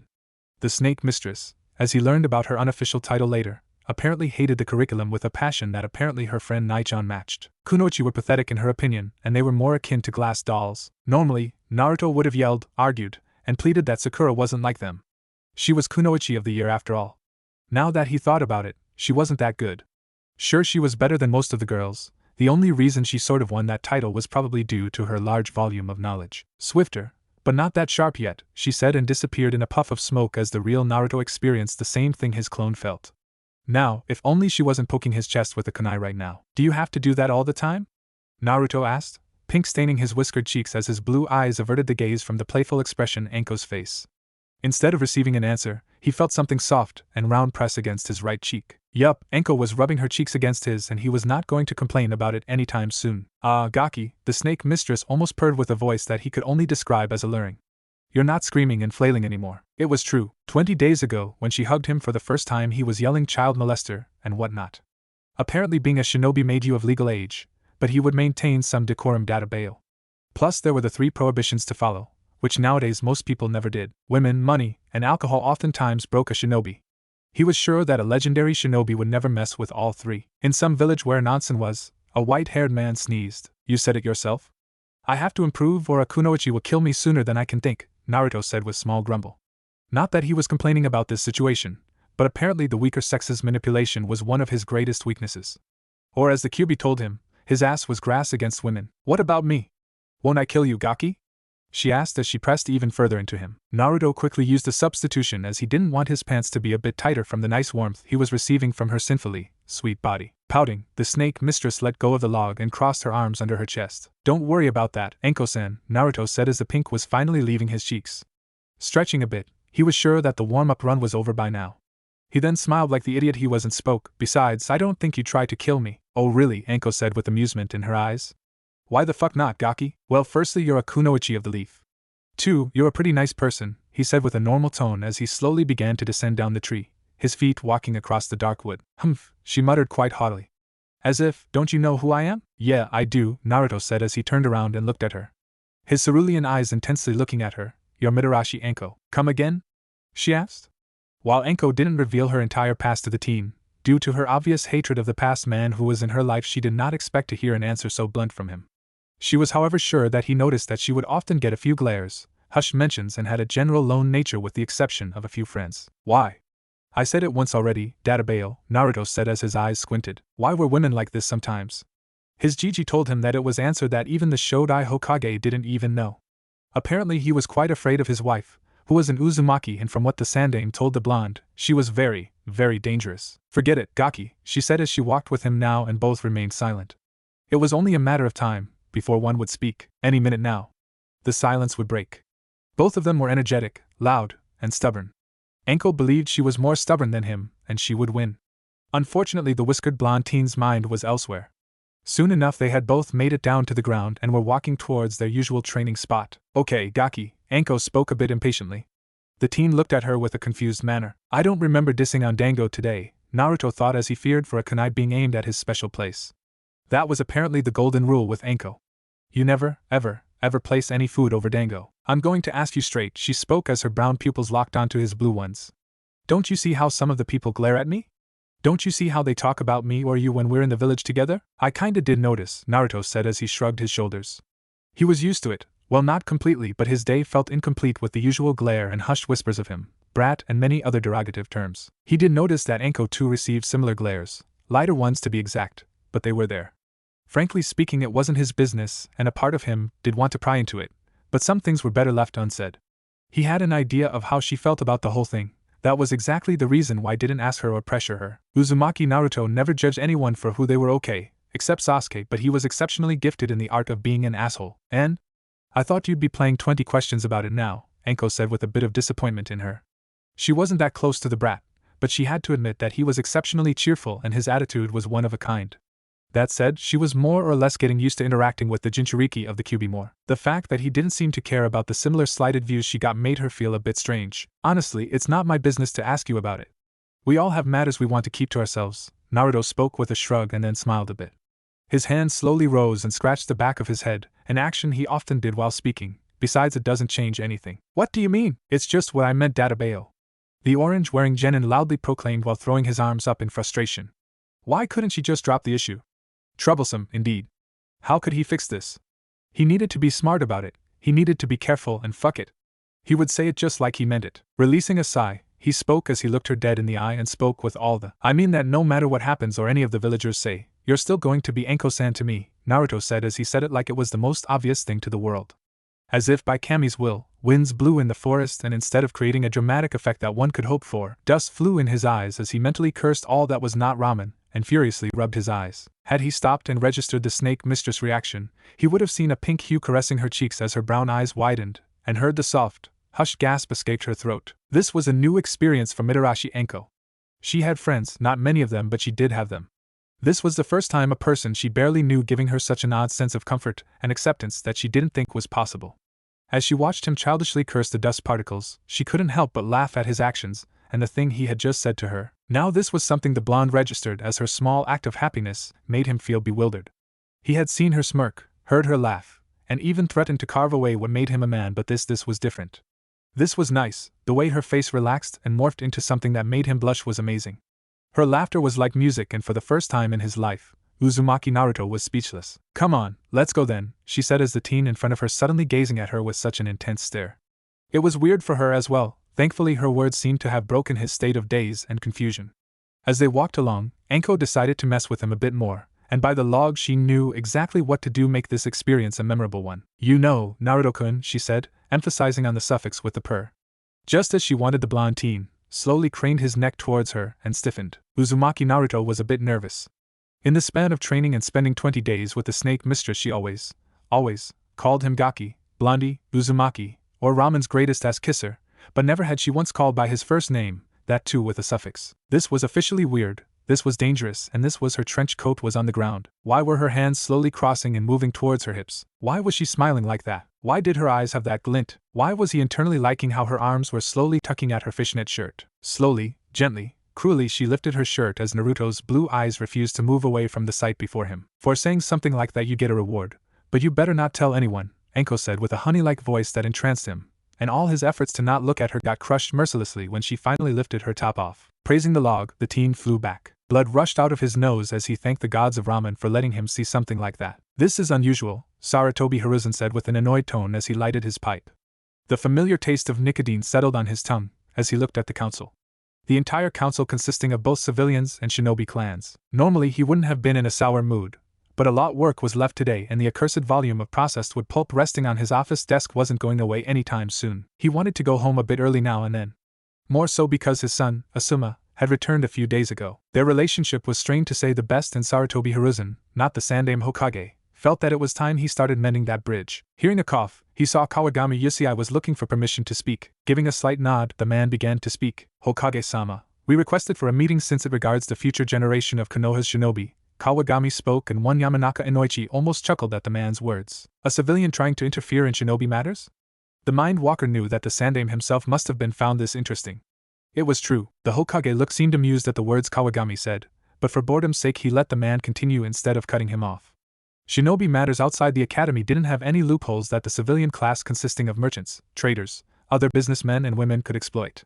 The old monkey had a pretty good idea what the man was going to say, and true to his assumptions, the man's next words sealed the deal. So it is with concern for the greater good we, the civilian council, respectfully request that the recession process of this current batch be brought to an end. Kawagami ended after making a lot of points. The representatives of the civilian council seemed to nod their heads at his words, and to them the idea seemed alright. Their children had been studying hard for years, only to have the dreams at becoming a great shinobi taken away from them seemed cruel and inhumane. I see, the Sandaime Hokage said with a raised eyebrow. The man, Kawagami, had been talking for quite some time and his old, trusted pipes served as proof as the final puff of smoke was exhaled. He looked at the clan heads and saw that they were not impressed. Not one bit. Personally speaking, he was quite tired of the meetings that the civilian council often held. If it weren't for the fact that Konoha still needed a year or two before they finally recovered from the debt caused by one very orange and large fox, then there wouldn't be a civilian council in the first place. His old friends, Koharu and Hamura, supporting them was something he found distasteful, and ever since the Uchiha massacre incident his relationship with them was kept to nothing more than strictly professional. Inuzuka-san, the Sandaime spoke as he looked at the current clan head of the Inuzuka clan. Inuzuka-tsum was a hothead by nature, but was composed when not provoked, and judging by the nearly annoyed look she had, maybe it was best to let her loose on them. No pun intended. What do you think of that? Completely unnecessary, Tsum replied as her slitted eyes narrowed at Kawagami. She spoke, a tongue of steel forming sharpened words. The overall skills that most genin now have is pathetic compared to the ones from the previous generation. I remember 10-year-olds being more athletic than these kids, my own pup included. Just like he expected, Tsum kept it short, crisp, and to the point. She didn't say anything wrong and it was true. Unfortunately, the other half of the council didn't seem to agree with her opinion. Their only children, Inuzuka-san, another member of the civilian side, spoke. Sakazaki Tenchi, one of the more prominent rich men in Konoha, looked at her with a flabbergasted expression. The reason why we agreed to this is because we don't want another Uchiha Itachi to emerge. Uchiha Itachi was an exception, Yamanaka Inoichi spoke this time. The man looked at the Hokage and understood he was allowed to continue. Even by bizarre standards, Itachi was different from most shinobi. I've studied his file at least 100 times by now. He had PTSD before he was even admitted into the academy after witnessing a great battle in the Third Great War. The reason why we, the Shinobi Council, agreed to the mutual agreement for the academy was because this is peacetime. Wait, Kawagami spoke again this time. He looked at the Yamanaka head and continued, Yamanaka-san, are you suggesting that you would have agreed to let your daughter go out in the field when she was 10? Yes, Inoichi replied without a single hesitation. If things had gone smoothly without the Kyuubi's attack, the overall conflict-free period, and of course Uchiha Itachi's one-man genocide, then yes. I would have let her go and become a kunoichi, but she's a child. 10 is not an age for children to enter a shinobi's world, another member exclaimed. I was 9 when I graduated, the Sandaime said as everyone looked at him. Back then, if you didn't graduate at 9 you would be dropped out of the system. With all due respect, Hokage-sama, Sakazaki said, things were different back then. Our class graduating age was 9 too, and all of us finished at the same time, Akimichi Choza said as he looked at them. His mouth, apparently free of food at the moment, his mind however was not. He then sported a thoughtful expression before speaking again, except Minato of course. He graduated when he was 7, troublesome blonde, a lazy Nara muttered very softly as his head rested against his fist. Yandame-sama was exceptional. He was a special one and a prodigy in every sense, one of them said, praising the Yandame. This man was none other than Ryokade Kunio, owner of a chain of supply stores in Konoha. The Hokage's attention was fixated on him, and the man idly wondered if he knew whose son he often overcharged on nearly every occasion. No, he wasn't. The voice of the usually quiet Aburame Shibi made itself known as the civilians looked at him, as if he spoke heresy. Aburame-san, surely you jest, Kawagami said with an incredulous look. Yandame-sama single-handedly destroyed the entirety of Iwa's forces. How could you undermine him like that? Undermining him? No, that's not what I meant, Councilman. Namikaze-san was an exceptional shinobi, from day one since all us knew him, the Kikaichi user said, the lower half of his concealed. But you just said. I meant in the regards of what you said by special, the Aburame clan had cut off the needless argument. Namikaze-san did not come from any clan, he was an orphan like so many others. He was, however, highly driven and had a tenacious dedication that none of us possessed. Hard work and brutal effort is the reason why Namikaze Minato became the legend he is today. Sarutobi would have clapped if he had not been at this meeting right now. How perfectly he described Minato, except due to recent events surfacing he might be wrong about not coming from any clan. It may be an assumption, but the Hokage was willing to bet his hat that the swift release unlocked by Naruto came from his father's side. Even before the Yandame reinvented the Hiraishin, he was abnormally fast. Excellent point, Aburame-san, the Sandame spoke with a bit of authority in his voice, which left very little room for argument. The civilian council knew that they wouldn't be able to interfere, and while he was no Marino Ibiki, he did enjoy their deflated and lost expressions. The recession and selection program will continue as it is. Now if that is all, then the meeting is adjourned, the Hokage said. However, Kawagami spoke again. Hokage-sama, there is another issue we wanted to speak about, the man spoke, and Sarutobi was almost tempted to flare his killing intent. This constant game of cat and mouse was becoming annoying. I see. Regarding what exactly? Uzumaki Naruto, the man said, and almost instantly every clan head looked at him, the Nara head opening both of his eyes as he observed the man. Kawagami continued, we heard reports of the boy roaming around with a leaf headband, and since he's a civilian masquerading as a shinobi we demand he be punished. He's not a civilian anymore, Sarutobi spoke. His voice, almost icy right now. He should have seen this coming from the beginning. Pardon, Hokage-sama? I think I misheard you, Kawagami said once more with his eyes threatening to bulge out as the Hokage gave his reply. You didn't hear me wrong. Uzumaki Naruto is officially a genin, and as such he has to wear the Hitaite, Sarutobi spoke as he let the revelation sink in. It was something he kept from the general public because frankly it wasn't any of their damn business. But how? He failed the exams as he couldn't form the Bunshin.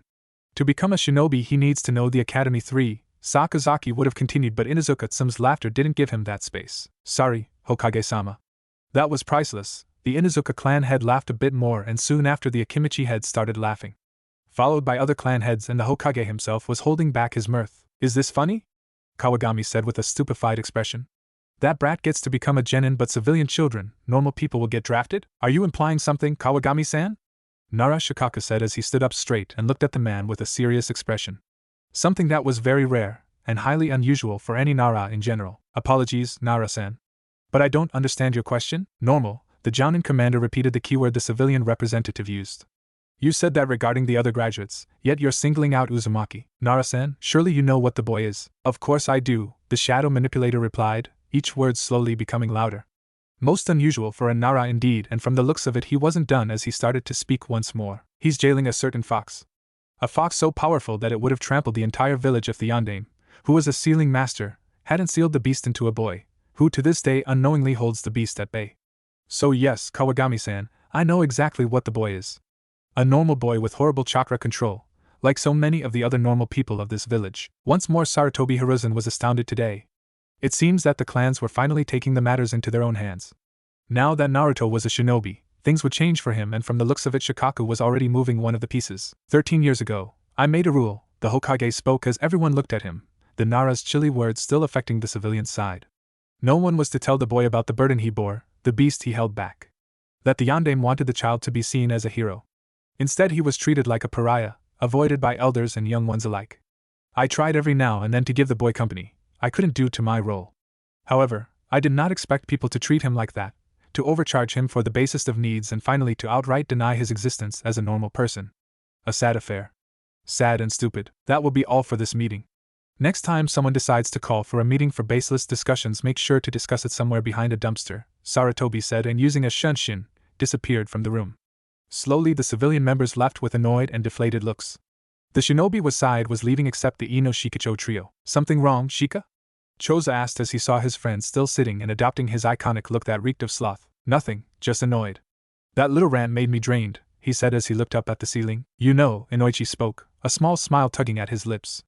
If I didn't know any better, I'd say that was probably the most enthusiastic you've ever been at these meetings. Troublesome blonde, Shikaku muttered as he saw said blonde chuckling in mirth. Troublesome blonde, Shikamaru muttered as he saw said blonde gritting her teeth. Her platinum blue eyes stared at the lazy excuse of a human being whose current pace was slower than a dying snail's, his back facing her, as his walk only ridiculed her pride further. She was not someone who would be treated like this. The clans Yamanaka, Nara, and Akimichi had been close allies traced all the way back to the era of the Warring States. When Konohagakure was established, the trio were among the first 10 clans that joined. She, Yamanaka Ino, was not someone who needed her hand to be held. The fact that her father had been trying to make her eat more and gain a bit more weight came off as annoying. She had stated, with confidence, that she was better than half of the students that graduated. Her father, her daddy who she remembered spoiling her for nearly all her life, sighed at her behavior and for the first time was disappointed in her. Disappointed at her proclamation apparently, and the head of the I&T department had asked for a friendly spar between her and Shikamaru. Of course he wasn't there as he had to go to damned meeting. In her mind it was frustrating that she would not be able to prove him wrong regarding her strength. Now she was grateful that he wasn't around. The girl who was so vehemently in love with Sasuke-kun had been beaten soundly by the lazy sloth of a human being. When her spar began, she had the upper hand and was making Shikamaru stay on the defensive at all times. Of course that all changed when Yoshino-san had appeared with a frying pan that the Nara matriarch carried with her, reasons unknown, and the lazy ass who barely ever showed interest in doing a task was re-energized. Shikamaru, while staying on the defensive, didn't let Ino use her clan's secret technique. He kept molding shadows and kept subtly attacking her. Whenever the distance increased he switched to projectiles. However, it wasn't a physical blow that made her lose the match. No, that honor belonged to Shikamaru's mind, which intricately formed a web of nasty plots as she kept running and dodging the strikes. Before she knew it, she was exhausted and was pouring out sweat. Her body no longer had the fragrance of flowers and her special perfume she bought to impress a certain someone. She reeked of dirt, dust, grass, mud, and the natural odor a human body released when overworked. She couldn't even properly dodge by the time the shadows sneaked up and caught her, a bed of kunai and shuriken behind her as Shikamaru stated that he was going to lie down and watch the clouds. That ended the match right then and there. That's what made her feel so frustrated, and the look that her mother was giving her did not help. Her mother Mira was from their clan too. While she was not as famous or physically strong as her husband Inoichi, Tokubetsu Jounin was her highest rank before Yamanaka Mira retired. However, she was a master of mind games and was known to keep her husband in line. Ino often heard that her spunky and confident oozing nature came from her mother. She also knew that her mother was at odds with her. Those issues would be her overall lack of physical training, her diet which Mira deemed as unnecessary, her rivalry with Uruno Sakura she didn't even want to talk about, and finally about her love life. Let's go, Ino-chan, Mira said, who had come behind her daughter. Ino was surprised. She didn't feel or hear her mother sneaking up on her like that. Her mind must have been entirely focused on the lazy ass. No, she replied as she looked at the shadow user who was still walking away. His pace however increased when Yoshino yanked him forward via pulling his ear with a painful amount of force. While she did enjoy the dilemma he was in right now, she felt angry at him too.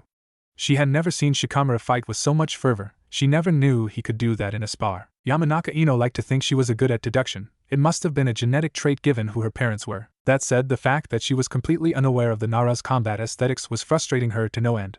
She had a guilty pleasure for unraveling mysteries, and Uchiha Sasuke's dark, mysterious aura only attracted her more in addition to his ridiculously good looks for someone his age. A sigh broke her train of thought, as her mother spoke once more. There's no point in staying here anymore, Ino-chan.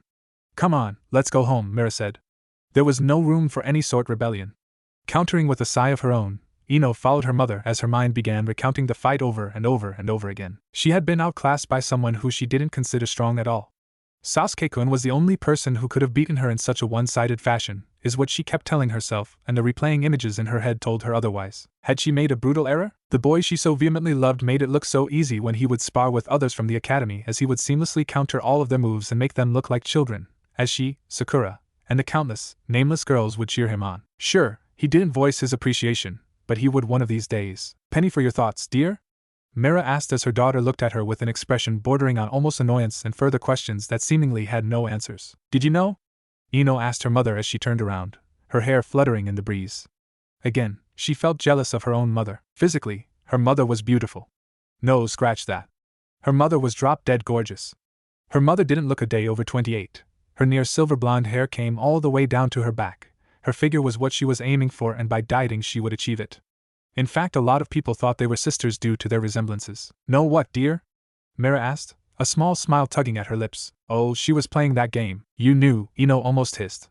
Her mother, her own mother, knew that she would lose against Shikamaru, and didn't help her in preparing. This was treason, betrayal of the highest order, and something she voiced. You set me up to fail, didn't you? Along with Tu-chan. Set you up to fail? What parent would want that for their child? Mira retorted, and the small smile disappeared as she looked at her daughter, lips pressed and walking with an air of indifference with her. Ino was about to speak again, but it seemed her mother had more to say. Didn't you say that you could beat Shikamaru with minimal effort? Mira asked, using the exact same words that Ino had used whilst predicting the outcome of their match. When you so confidently said it, I thought you knew all about his abilities. Clearly, your father and I were wrong. That wouldn't have happened if he didn't use cheap methods. If he let me use the shin. Let you? Mira said with a surprised tone, cutting off Ino. Let you use your jutsu to control his actions? To let you win the match? To let you walk away with a clean and one-sided victory? Yamanaka Ino for the first time in her life had no retort to such a response. How could she? Her mother had broken down whatever argument she was going to build up. Long before they knew it, they were back in the Yamanaka flower shop, and her mother was busy setting up the shop. Ino stood still in the center of the room as she watched her mother, working as if nothing had happened. Was she overreacting? Maybe okay, it was more than a maybe, but this was Shikamaru she had lost to, and her mother's limited verbal lashing was not helping. Kao-chan, Ino spoke, and her mother stopped watering the lilies who were craving for more.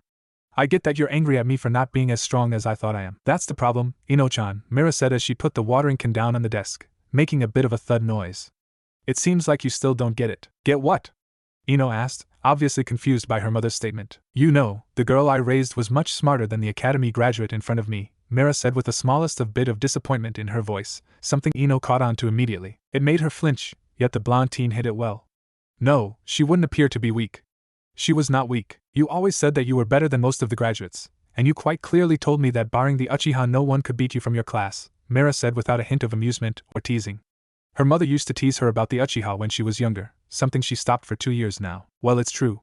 If Shikamaru fought fairly, Ino tried to continue, but her mother was apparently not holding back. Fairly? Ino-chan, Shinobi don't fight fairly.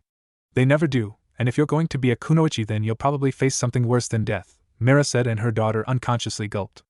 Ino knew what her mother was talking about, the constant talks of how recently kunoichi were being caught and treated as sex slaves. She despised the action and would prove she was different, but her mother clearly didn't think that way. I know. It's just I didn't expect Shikamaru of all people to fight like that, Ino said in a weak tone, and her mother sighed softly at her words. She didn't dare to go closer, she was disappointed. She had let her mother, her father, but most of all she let herself down. That just goes to show that nearly anyone in your class could beat you, Mira said, and this triggered something in Ino. Okay, that was bullshit. Ka-chan, I love you and I may have lost, but no, Ino said with a stern voice, confidence once more taking its rightful place. Not everyone can beat me. Maybe Sasuke-kun and Shikamaru, but none of the rest. Okay, what about Choji? Mira asked, and before Ino could point out why exactly she would win, her mother raised her hand. Once he becomes angry after you call him fat, that was different. Choji did not like being called fat. He once crushed a chunin by sitting on him. The entire weight of the Akimichi air focused on the man's spine. It was a cruel action. Moving on. What about the Inuzuka boy? From what you've told me, the only one he has never won against was the Uchiha boy. That counts for something, right? Mira said, and once more Ino could not deny the logic in her words. The same can be said for the Aburame too. Their clan rarely uses taijutsu. They rely on their Kikeichu to do their work for them, Mira said, and Ino groaned as she remembered the bugs that constantly buzzed around the creepy dude who hid his face. She did not want to fight against him. Gross. Then she remembered something. What about Hinata? I'd beaten her several times before, Ino said as she remembered how the Hyuga heiress would often forfeit the matches against her. Oh yes. I forgot about her. Hitomi's daughter, Mira said with a sad look in her eyes before she smiled. Ino had no doubts that her mother was thinking about Hinata's dead parent. She looks a lot like her, and is perhaps even kinder than she used to be. Pardon? Ino had to ask. Well, Hitomi also used to throw matches like that. In her own words, she could never harm her friends or people she cared about, mock spar or not, the silver blonde-haired woman replied as Ino looked a bit shocked at her words. Don't be so surprised, Ino-chan. I'm pretty sure that Hinata has no doubt forfeited a lot of matches, and not just against you. The words hit her like a sledgehammer. It was true, Hyuga Hinata did not have a single mean bone in her. She always wore those baggy clothes, stuttered nervously, and had a crush on of the biggest, thick-headed idiot in the world. Achoo, found you, oh crap baskets. Naruto yelled before he avoided a volley of shuriken, poison shuriken no less, as he jumped forward trying to live another day. Also, you really don't get to talk about Sakura, Mira said as Ino looked at her mother with the slightest of anger. Why couldn't she talk about Sakura? Hell, both of them were nearly as strong as each other and, oh, see? Not one person, Ino-chan, Mira said with a wistful expression, disappointment and sadness clearly evident in her pale blue eyes. Ino didn't like how her mother had that expression, but she felt much more worse. Damn it! Ino internally yelled and turned around at her recent revelation. Every word her mother had said was right. She was only better than the civilians and, should she count him? He really didn't have any great skills to mention. He couldn't even do the simple bunshin. Who failed at such a task like that? He was loud, obnoxious, brash, wore orange, and most of all tried to prove that he was as good as Sasuke. Pfft. As if their skills, personality, and pretty much everything were on the opposite ends of the spectrum. Uzumaki Naruto had no great or good qualities. Okay, maybe she was being a bit harsh. Unknowingly her hand came up to rest on her chin as she thought about the blonde-haired boy. Okay, maybe she praised his guts for even thinking about putting Sasuke in the dust. Also, he never quit. His tenacity was unrivaled, except the last day of the academy. He had failed again and she had seen the hopeless despair in his blue eyes. She was there with Shikamaru and Choji when they saw Naruto's face twist into a shape they had never seen. It was almost like, Ino-chan. Her mother's voice broke the young blonde out of her small thought and Mira noted how Ino stood. There was a look in her daughter's eyes, and Ino knew for a fact that her mother caught on to it. Is something wrong? No, she tried to lie. Maybe her mother would buy it, and, you're lying. Well shit, I was thinking about someone. Is it a boy? Yes, Ino-chan, honey look. I get that you like the Uchiha boy, but this time it was Mira who was cut off. Actually it's about another boy, Ino said and her mother sighed. A frustrated sigh no less. Look, if it's another one of those civilian merchants' sons then. No! It was about that Naruto baka. Ino said a bit too loudly, and far too quickly. Damn it. Stupid Naruto making her speak loudly cause he looked depressed on the last day. However, the look on her mother's face distracted her more. Oh, Yamanaka, Mira said as she lifted her index finger to tap her lips. I haven't seen him in a while. Haven't seen him? Wait, you met him? Ino asked, a bit surprised at this discovery. A couple of times. He actually buys flowers from us sometimes. Though he always comes in once a month, the Yamanaka matriarch said as she adopted an even more thoughtful expression on her face. Okay, this was officially getting weird for Ino. Her mother apparently knew Naruto of all people, and was concerned about him not showing up.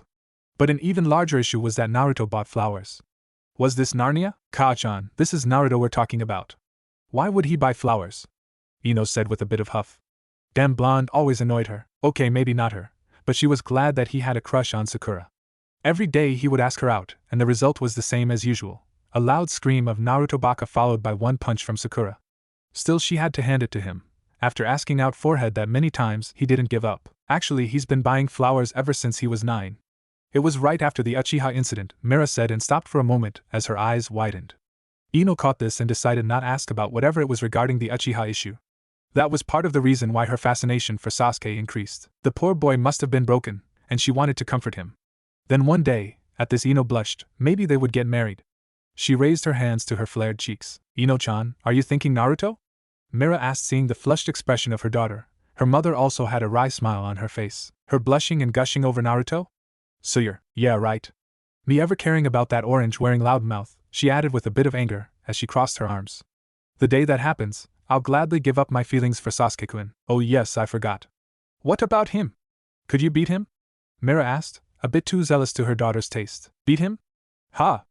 I could probably beat him with one arm tied behind my back. His skills as a shinobi are horrible. He can't aim like Sasuke-kun, or fight like him.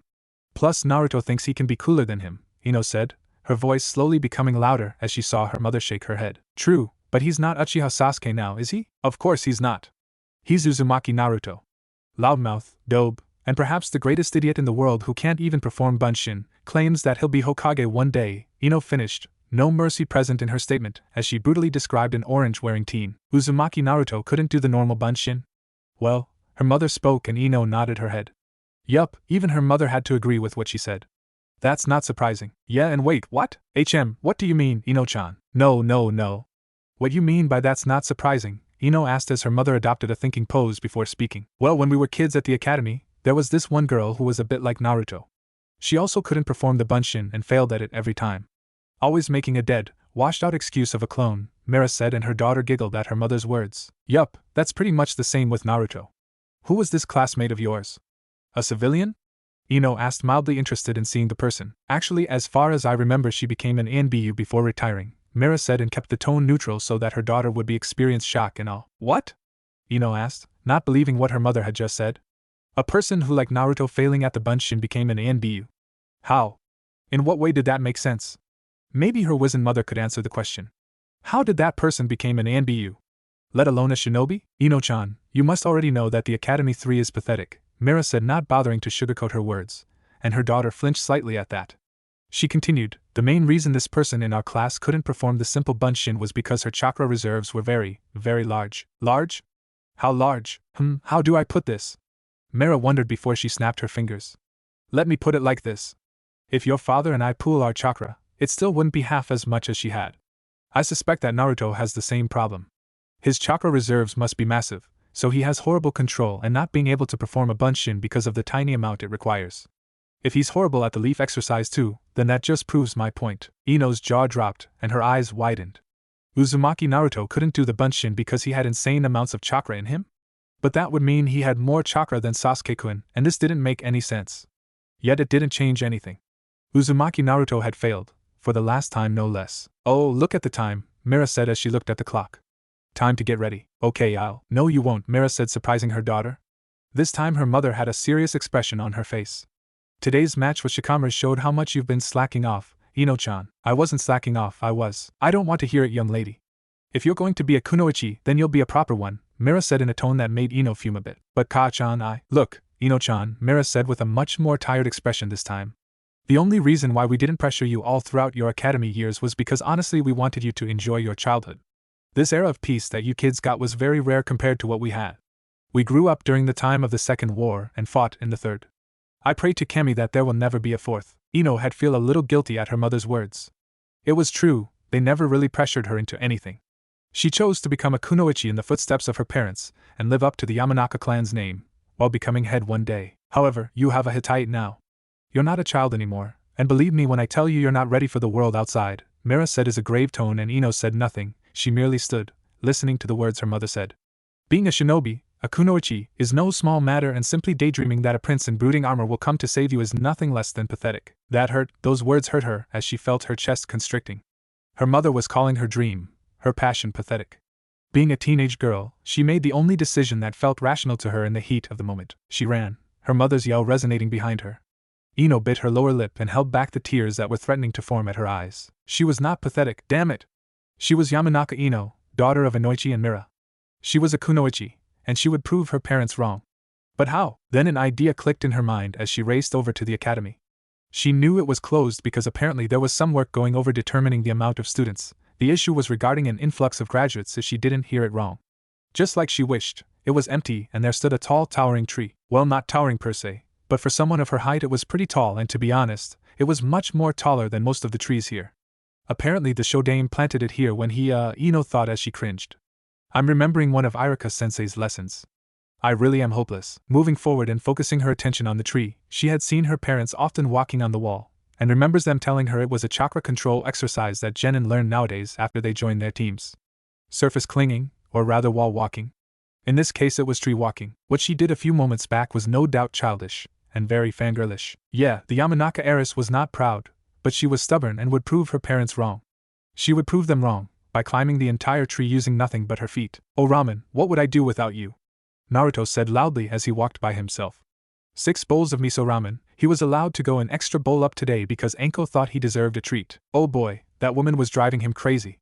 Crazier, if that was even possible. Still, he had to admit that not only was she beautiful, but had a body that made his mind go numb.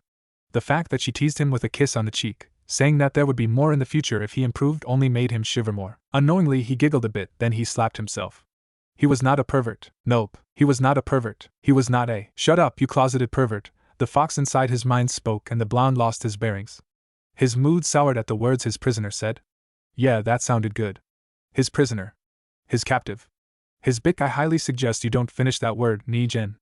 Otherwise becoming the Hokage will become the least of your worries. Ah, I love you too, Naruto thought and heard the kitsune snarl at the words. Ah, yes.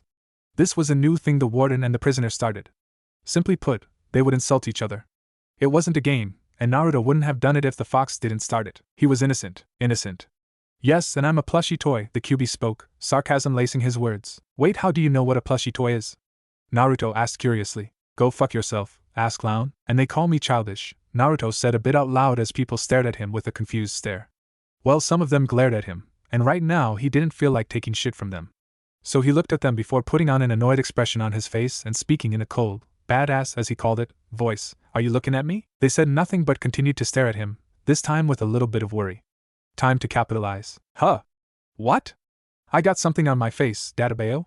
Naruto asked, his volume growing louder and him taking a step forward. They stepped back. This was fun. Well? He asked a bit too loudly, and before long they looked away. One of them was going to say something, but Naruto promptly flipped him the bird. Man, I've been hanging out with Anko-chan too much, Naruto thought in his mind.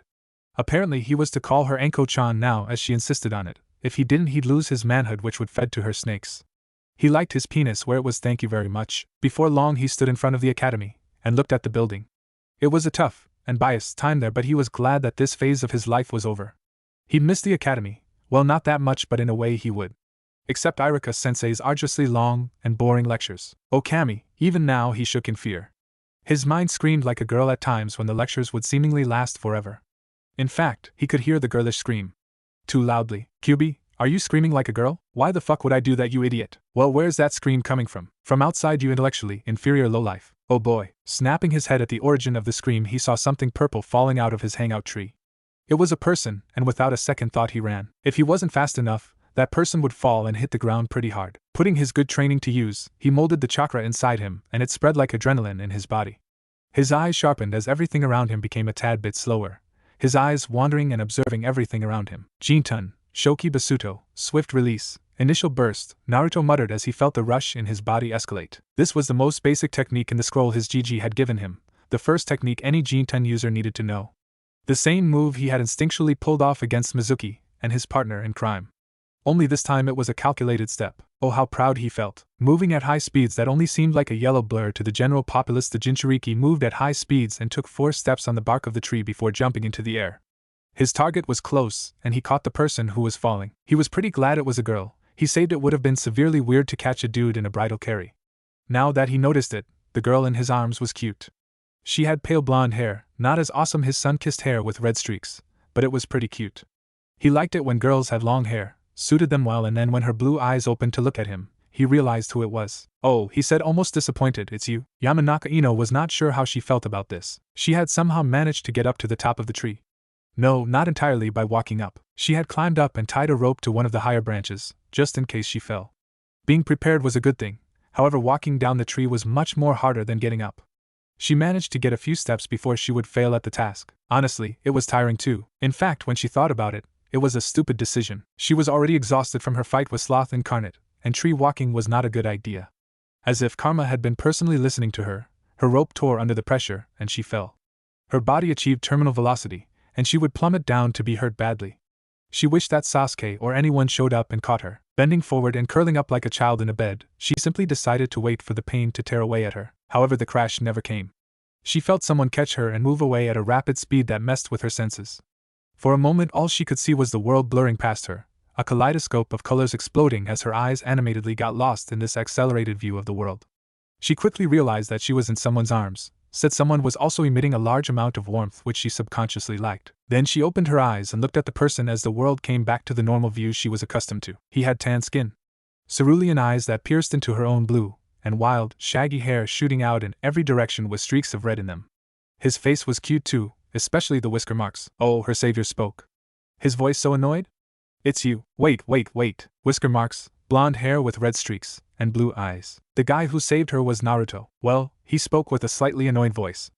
Are you going to get down or what? What? She stuttered and mentally kicked herself. He sighed and put her down on the ground, small patches of grass strewn here and there. She then looked up at him, and was a bit surprised. He was still wearing orange, but not his thrice damned jumpsuit, and it was only just the pants, which also had black tapes around his shins. He wore a black, short-sleeved shirt with red running down on the shoulders and both sides. He also wore his goggles around his neck, letting a fringe of his hair rest on his forehead. She had to admit, he looked different without that usual jumpsuit of his.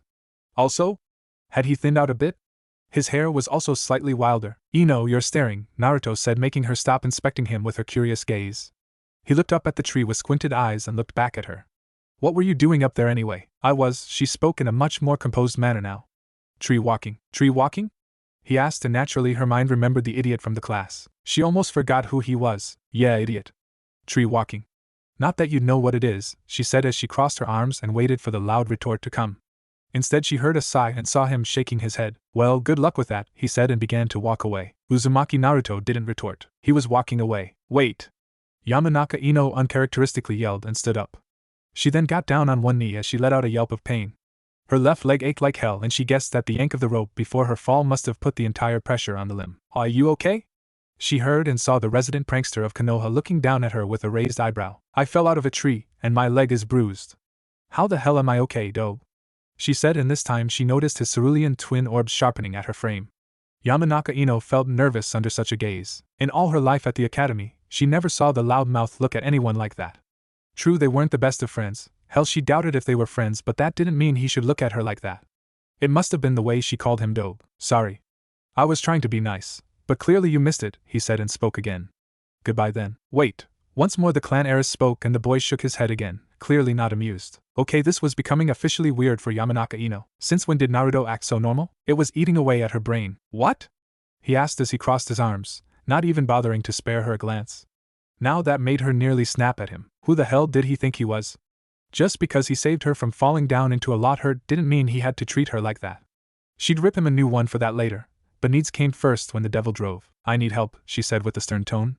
He snorted. How dare he? Why should I help you? I already saved your ass once. Don't you see how I'm limping? I still don't see how that's my concern, Dadabayo. Damn it, you idiot. You're going to leave a maiden like this? Maiden? He asked with an amused tone. Sure, I can't believe someone like you actually buys flowers from our shop. Ino almost hissed out at the way the blonde was treating her. No boy ever treated her like she was normal. Boys would mostly swoon at her, however Uzumaki Naruto did not. Perhaps he was too stupid to function sexually. Yeah, that explained it. No, he had a pervy jutsu that proved otherwise. Nope, he was just plain stupid. Other boys would have relished at the opportunity to escort Yamanaka Ino back to her home. Well, last I checked it's a free village. I can buy anything I want, he replied and was going to continue, but preemptively stopped. He then smacked his forehead against his palm, quite loudly no less. She was starting to wonder if he was mentally challenged too. Stupid Naruto, how could you forget? He muttered to himself, but she heard the words and the tone he used. It was almost remorseful and as if he were kicking himself. The cerulean-eyed teen then looked at her before speaking. Fine. Get on. He then turned around and got down one knee. Naturally not one to let this go, she had to ask. Why the sudden change in heart? He stopped and his voice seemed a bit heavy, guilty almost. I need to buy some flowers. Oh really, for what? She asked with a confident smirk on her face. I need to go to the cemetery. Haven't been there in a while, he replied, and this caught her by surprise. This was something not expected from Uzumaki Naruto. She wasn't sure how to reply to something like that. Still, who is it for? She asked with a much lighter tone. As if appreciating her gesture, she saw his shoulders slacken a bit. Someone who used to care about me, was all he said and motioned for her to get on. Not pressing the issue further, she put her hand on his shoulders and almost gasped. Almost. Uzumaki Naruto had very broad shoulders for someone his age. How come she hadn't noticed before? Oh right, the jumpsuit. Dismissing the thought, she got up on his back and fragrance of fresh leaves hit her like a storm. Wrapping her arms around his neck, she breathed in the dew and relished in the warmth he was emitting. It was so peaceful, so nice. She felt him shake a bit, and realized why as her cheeks reddened. Her chest was pressed against his back, and like any natural teen both of them felt a bit awkward about this. Right, he said with a cough and got up. Unconsciously she tightened her grip around his neck. His calloused hands slowly reached for her legs, and instead of tracing his hand across her smooth legs even under the guise of an excuse, he rather held her heels. They said nothing, as they walked along the road earning the glances of many a person. For Yamanaka Ino, this was a strange experience. Sure, it was Naruto who was carrying her, and that fact alone almost made her want to get down. On the other hand, she could feel his muscle, toned back in the warmth. The warmth was so different from anything she felt. So why were you tree walking in the first place, Ino? He asked, deciding to break the ice. You know what tree walking is? She asked. She couldn't even try to hide her surprise. Yes, I know, Naruto replied with a small pout. He then sighed, telling him that he was just helping her like he would any other person in need. Still, the fact that she called him Dobe didn't put in any positive points in his book, and besides, she was Yamanaka Ino, one of the most popular girls of his batch and an heiress to a clan. What would she care of what he thought about her? She was just his classmate. Nothing more, nothing less. That's weird. You knowing things about actual shinobi arts, she said and heard him chuckle. I'm slow, Slow, not stupid. Though you and Sakura seem to think otherwise, Naruto stopped himself from adding the suffix to the pink-haired girl's name. Something that he would need to get used to at one point. Wait, not Sakura-chan? She asked incredulously. This was different. She was definitely in Narnia. Things change, People change too, he said and then stopped. His head looked up at the Hokage monument, his eyes focused on the fourth Hokage. Sure, he now had a bone to pick with the guy, but at the very least it showed that the yellow flash trusted him enough to make him the jailer of the most powerful Bijou. Uzumaki Naruto would become Hokage, or he'd die trying. Ino, curious about his sudden stop, raised her face and saw he was intensely looking at the Hokage monument. She rested her face on his shoulders and for the first time she let out a small gasp. His face looked so different when he was serious. Almost like, Ino-chan, she heard her mother's voice and looked at the direction from where it came. Oh, she was standing outside their flower shop. The trip ended quicker than she thought. Well, that was a bummer. Wait, what? Ka-chan, Ino said, looking a bit downtrodden. Her mother was right, she was Path. Wait, Ka-chan? Both Yamanaka females looked at the ramen-loving teen as he had a surprised expression on his face. Disbelief entered his mind as he looked at Ino's face on his shoulder and the woman before him. He sort of knew the woman. He used to buy flowers for his own little pots at home, but more importantly he used to buy white lilies from that silver blonde-haired woman to lay it on his Miko Oba-chan's headstone. Admittedly and shamefully he hadn't visited her grave ever since he became a genin, and that felt very hypocritical to him. However, he did not know that this woman, very beautiful woman he added in his mind, was actually Ino's mother. Now that he thought about it, they did look a bit similar except the woman's hair almost gave her an ethereal look, though Ino looked a lot scrawnier by comparison. Okay, maybe he was being a bit harsh on her for the dope term and the fact that she used to be one of those girls who yelled at him whenever he fought against their Sasuke-kun. Yes, both females replied. One of them curious, and the other one smiling at the question. He would have scratched the back of his head, but he'd probably end up ruffling Ino's hair, so he decided to smile instead. Wow, I always thought you were her older sister or cousin. My, what a kind young man, Mira replied with a smile. It wasn't the first time someone said that, and honestly she liked being told she was young. Back to the matter at hand, she certainly did not see this coming. The son of an old friend of Myra's, who passed away unfortunately, had her dear daughter on his back. It was a cute sight too. She then spoke. You haven't come here in a while. Sorry about that, Naruto instinctively said it upon seeing her face taking on a thoughtful expression. I had some things to take care of. No need to apologize, Naruto, the matriarch replied and looked at the boy. We all need our personal time. That's true, Dadabayo, he said with a smile of his own. Yeah, this woman was another one of the few people who treated him normally. Not to the point where Uchiha Mikoto cared about him, but she was a nice lady too. Other than that, may I ask why you have my daughter on your back? You two weren't planning to run away, were you? She asked. Her voice teased, as Myra's lip twitched upwards. Me? Both of them said at the same time. With him, her? Then both blonde and blonde proceeded to look at each other with annoyed stares before Naruto looked away as Mira giggled at their interaction. Anyways, Yamanaka-san, call me by first name, Naruto, Mira said as she crossed her arms. She then had an expression of mock despair on her face as she spoke. Calling me Yamanaka-san makes me feel old. Right. I never knew your name, the Jinchuriki honestly replied. How could you? After all those flowers I gave you, Mira said, and Ino snorted at her mother's acting abilities.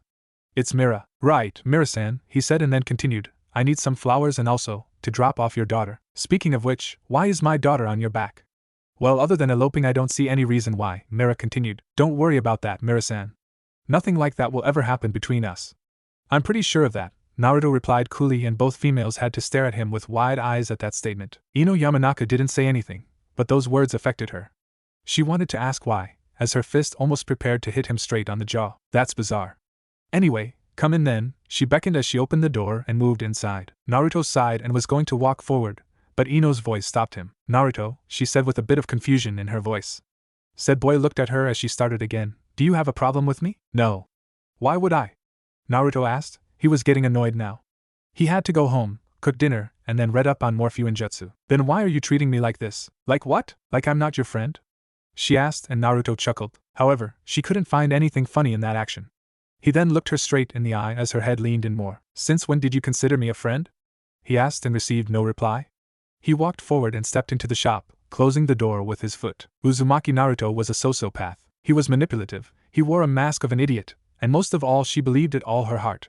He had to be, there was no other explanation. From day one at the academy, he was loud, exuberant, goofy, and as cheerful as they came. The Uzumaki Naruto she knew was never sarcastic, restrained, a bit chilly, or remotely mysterious. Yet, now these were the words that she used to describe the orange-wearing dropout. She wasn't even paying attention to the conversations that were exploding around her as she normally did, the young Yamanaka heiress mind trying to dissect as what he was playing or rather who Uzumaki Naruto really was. The words he said, the last words he had said to her ever since they returned to her family's shop of exquisite botany, still echoed in her mind. How he had let out a hollow chuckle that made her nervous, his deep gaze that transformed his normally joy-filled cerulean eyes into twin glaciers that brought a harsh winter, and finally the words themselves that much to her awe cut deep through her. Since when did you consider me a friend? Each word was well placed, the question was perfect, and Yamanaka Ino had no reply to offer what she could say to such a statement.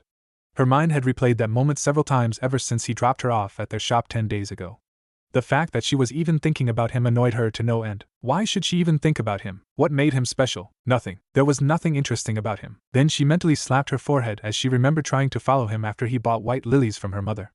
Mera was more than happy to pick out the best flowers personally, and the sad, tiny smile flashing across his face made her become so heavily interested in him. He had said that he was due to visit the cemetery. Bless all those who rested there. And the fact that someone like Naruto who was never seen with anyone except Irika made her mind race at speeds that shamed the yondaime. Whom was he going to pay his respects to? It did not make sense. Naturally, she made the best decision that would benefit her mind's urge. She coerced her mother into tailing the Uzumaki all the way to the cemetery. Of course, after Naruto left the shop, without saying goodbye to her, she approached her mother regarding Operation Tail Uzumaki. Mera refused, stating that whatever Naruto was going to do was his private matter, even though her mother was interested too. Seeing that small spark of curiosity, she fanned into a flame when she volunteered to take the heavy duty for an entire week. Yamanaka Ino learned she was a good gambler that day, and her mother agreed but told her to keep everything hush-hush as possible. After the blonde had gone a safe distance away, thanks to her mother's excellent sensory perception, they followed him all the way to cemetery. There in that moment as the pale moonlight shone, Uzumaki Naruto stood in front of one specific graveyard and laid down the small bouquet of flowers. She remembered how he began to speak to the person beyond this world, quite animatedly as some of the old Uzumaki Naruto came out. Tears formed at the corners of his eyes and he had to dry them off frequently. It was strange seeing him like that. He looked sad, normal, he looked so vulnerable. Ino may never admit it aloud, but the Uzumaki's confidence and steeled resolve was something she subconsciously admired to an extent. He seemed almost at times like a wall that could never be broken. The foundations of his will were rock solid and nothing could ever dent them. Yet the slight dulling of his eyes, as her mother informed her with the help of her keen sight, seemed almost unreal. After spending more than 40 minutes talking to the departed, he laid down the bouquet and took one lily from there to place it on the grave just beside the one he had placed it atop. He then began to pray. After a few more minutes had passed, he said his goodbyes and left. After the mother and daughter duo were sure he left, they went to find out exactly who it was that was so precious to the loudmouth who made him look so vulnerable. The carving on the gravestone shocked the fellow females to a great degree, as they tried to rid their suspension of disbelief, and her mother even went so far as to check if they were under the effects of a genjutsu. They were not. She read the name on the gravestone of the person on which the flowers rested, gently giving it an aroma as their fragrance rich in the aura. Uchiha Mikoto, the wife of the former clan head, killed in the massacre of the Uchiha clan. Her Sasuke-kun's mother, and apparently, someone who was very close to Uzumaki Naruto. It felt so unreal to her, as she decided to make one conclusion after another, each successive reason making less sense than the previous hypothesis. In fact, it was insane as she concluded. When she tried to pressure her mother to get some intel regarding this discovery, Mira told her to drop the issue. Her mother stated that they had barged in on his personal life enough, and they should not continue this further. That was the reason why she couldn't get her mind out of the whole damned affair. When Ino was interested in something, she wanted to find anything and everything about it. Saying that she determined to find out about her targets would be an understatement. Take her Sasuke-kun for example.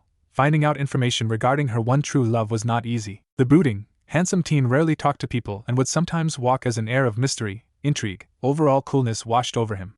That only added more points for the last Uchiha in her books. Sometimes she and a few other girls would sneak up ever so carefully to see what he had for lunch. Finding out that omusubai with okaka and tomatoes was not easy, one of the most laborious tasks she had ever undertaken, and made bento for him. Sure, he refused most of the times, okay every time, but like she stated before, she was determined and he was bound to accept it one day. That said, finding out information about the blonde was even more difficult. After somehow finding out where he lived, the most rundown area in the whole village, she did not go further. It was weird, smelly, and frankly irked her. Therefore, she tried to follow him, but the Uzumaki somehow always managed to give her the slip and somehow get away excessively fast for her liking. She was sure that he did not sense her. After all, if he didn't have control to make a simple clone, how could he mold chakra to sense people around him? Then he would go to Ichiraku's to have his ramen, and she shuddered to follow him. Hell, she almost ran into Hinata once or twice as she kept her routine watch of stalking one Uzumaki Naruto. Contrary to what the rumors said, Uzumaki Naruto did not have 73 bowls of ramen in one go. It seemed that the rumor was grossly overhyped as she saw him finish around 5 bowls of varying flavors before he would get out and disappear again. Hey pig, a voice reached her ears as the platinum blonde's blue eyes gazed into sparkling emerald ones. Her rival's pink hair, long and soft and luscious, acting like a beacon of something ridiculous she could say, but that honor belonged to her larger than the Hokage rock forehead. God, that forehead was wide and naturally, Ino could not let the insult right now stride. What forehead? She asked as her eyes leveled a glare, something Haruno Sakura happily returned with her own poisonous stare. Then the pinkette crossed her arms as she spoke. You're being awfully quiet, she said as her eyes squinted, trying to find out what was inside her mind. Yeah, as if that would work. She was a Yamanaka, mind games ran in her blood. So what if I am? Even talking to you takes away my stamina, she replied cheekily, and watching those veins pop up, twitching violently as the pinkette gritted her teeth gave her mental comfort. She even threw a smirk to deflate her. Mind Games 101. That's a lot of sass coming from you, pig, Sakura said as she then had a cheeky smile of her own. Yamanaka Ino did not like that smile at all, and why were there legions of fangirls staring at her and Sakura? Well, more like glaring, but amateur stares like that didn't affect her. It was almost like as if, Sasuke-kun, the pinkette said as Ino looked to the left, far end and opposite end of the bench that she sat on. Lo and behold, Uchiha Sasuke sat there as he gazed out of the window in a careless manner. So hot. HN. The grunt came from his throats, as so many other girls squeaked and cheered at the non-committal remark. Everything that the Uchiha did was so perfect in her eyes, Sakura's eyes, and the girls' eyes that it made them. The frictional screeching of the door sliding open broke Ino from her thoughts as she along with her classmates graduated after years of hard work. Well, not much of a problem for her, who bore lectures that made even the dead beg for mercy, finally saw their homeroom teacher come in. Yumino Irika was an enthusiastic teacher, as Ino and so many others had come to learn. He was dedicated, hard-working, and a complete pain in their proverbial asses. God, how she hated it when he began his long, laboring lectures. She shuddered as she remembered his speech about how the Shodaime Hokage had used his great and mighty wood to plow deep, bury the seeds, and made it fertile. The man was nice, but he was naive, and that speech along with how the Nidaime would make his enemies wet, how the Sandaime would insert his long staff into their bodies, and last but not least how the Yandaime had flashed to 1000 IWA Shinobi. Hence, she bestowed the title of Innuendo Irika upon him, and forever he shall carry that torch of general idiocy with him, as she may or may not have mentioned about it to certain group that diffused the news to the rest of the class. I see all of you are here, the scarred Chunin began. Now normally Yamanaka Ino would have tuned out at this point, however something about him seemed odd. 1. Irika-sensei never wasted his time, and the way his eyes were searching for something or someone did not make sense. 2. The man had bandaged around his chin, one of his arms were draped in gauze. Damn my intellectually superior and keen mind, Yamanaka Ino thought as she cursed herself for making large deals out of almost everything, and she blamed it all on none other than Uzumaki Naruto. This habit of her had decreased so she could deal on more important matters like how to impress Sasuke and outdo Sakura. But now, thanks to one orange-wearing, ramen-loving, sociopathic dropout of the academy, her instincts were. The white, wooden door once more slid to the side as another person joined their fray. Upon this person's arrival, every pair of eyes widened to sizes that were normally impossible. This included her too. There at the front of the class stood one blonde-haired, blue-eyed boy as he struggled to regain his breath. His clothes were simple, yet worthy of more than a few glances from the more delicate members of the opposite sex. Ino herself was impressed at how the new blonde cleaned up. Positive points indeed. The boy was wearing blue, full-sleeved jacket that was open, a dark orange undershirt, and black pants that came down to his shins. White tapes did their job as they covered the exposed skin as his feet had toeless sandals. His hitayite was wrapped around his neck, as his hair fluttered down to form a fringe of it hanging over his forehead, and a slight eep noise made the Yamanaka look around to see the Hyuga heiress, blushing up a storm as she turned red beyond measure. It was the same with the rest of the girls who had flushed expressions. Ino herself found the sight appealing. Some of them were even fixing their hair, in hopes to impress the new cute boy. Such sluts. Okay, maybe she was being harsh on them. At least she didn't try to seek the attention of a boy simply because he looked cute. Yeah, take Sasuke-kun for example. Not only was he handsome for a young teen, but cool, skilled, mysterious, and from one of the most powerful clans in Konoha. And wait, the boy at the front had finally stopped panting and flashed Irika a smile. His hand slowly got up, cutting through the air as he ruffled his own locks of golden hair while nervously laughing. Sorry for being late, sensei, the boy with the whisker marks on his cheeks said. Whiskers. Blonde hair with occasional red streaks. Blue eyes. I had a rough day, Databeo.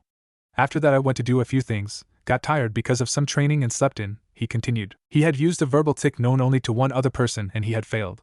But this couldn't possibly be Naruto, Irika said, and Ino's mind scrambled, along with everyone else in the class. You, what?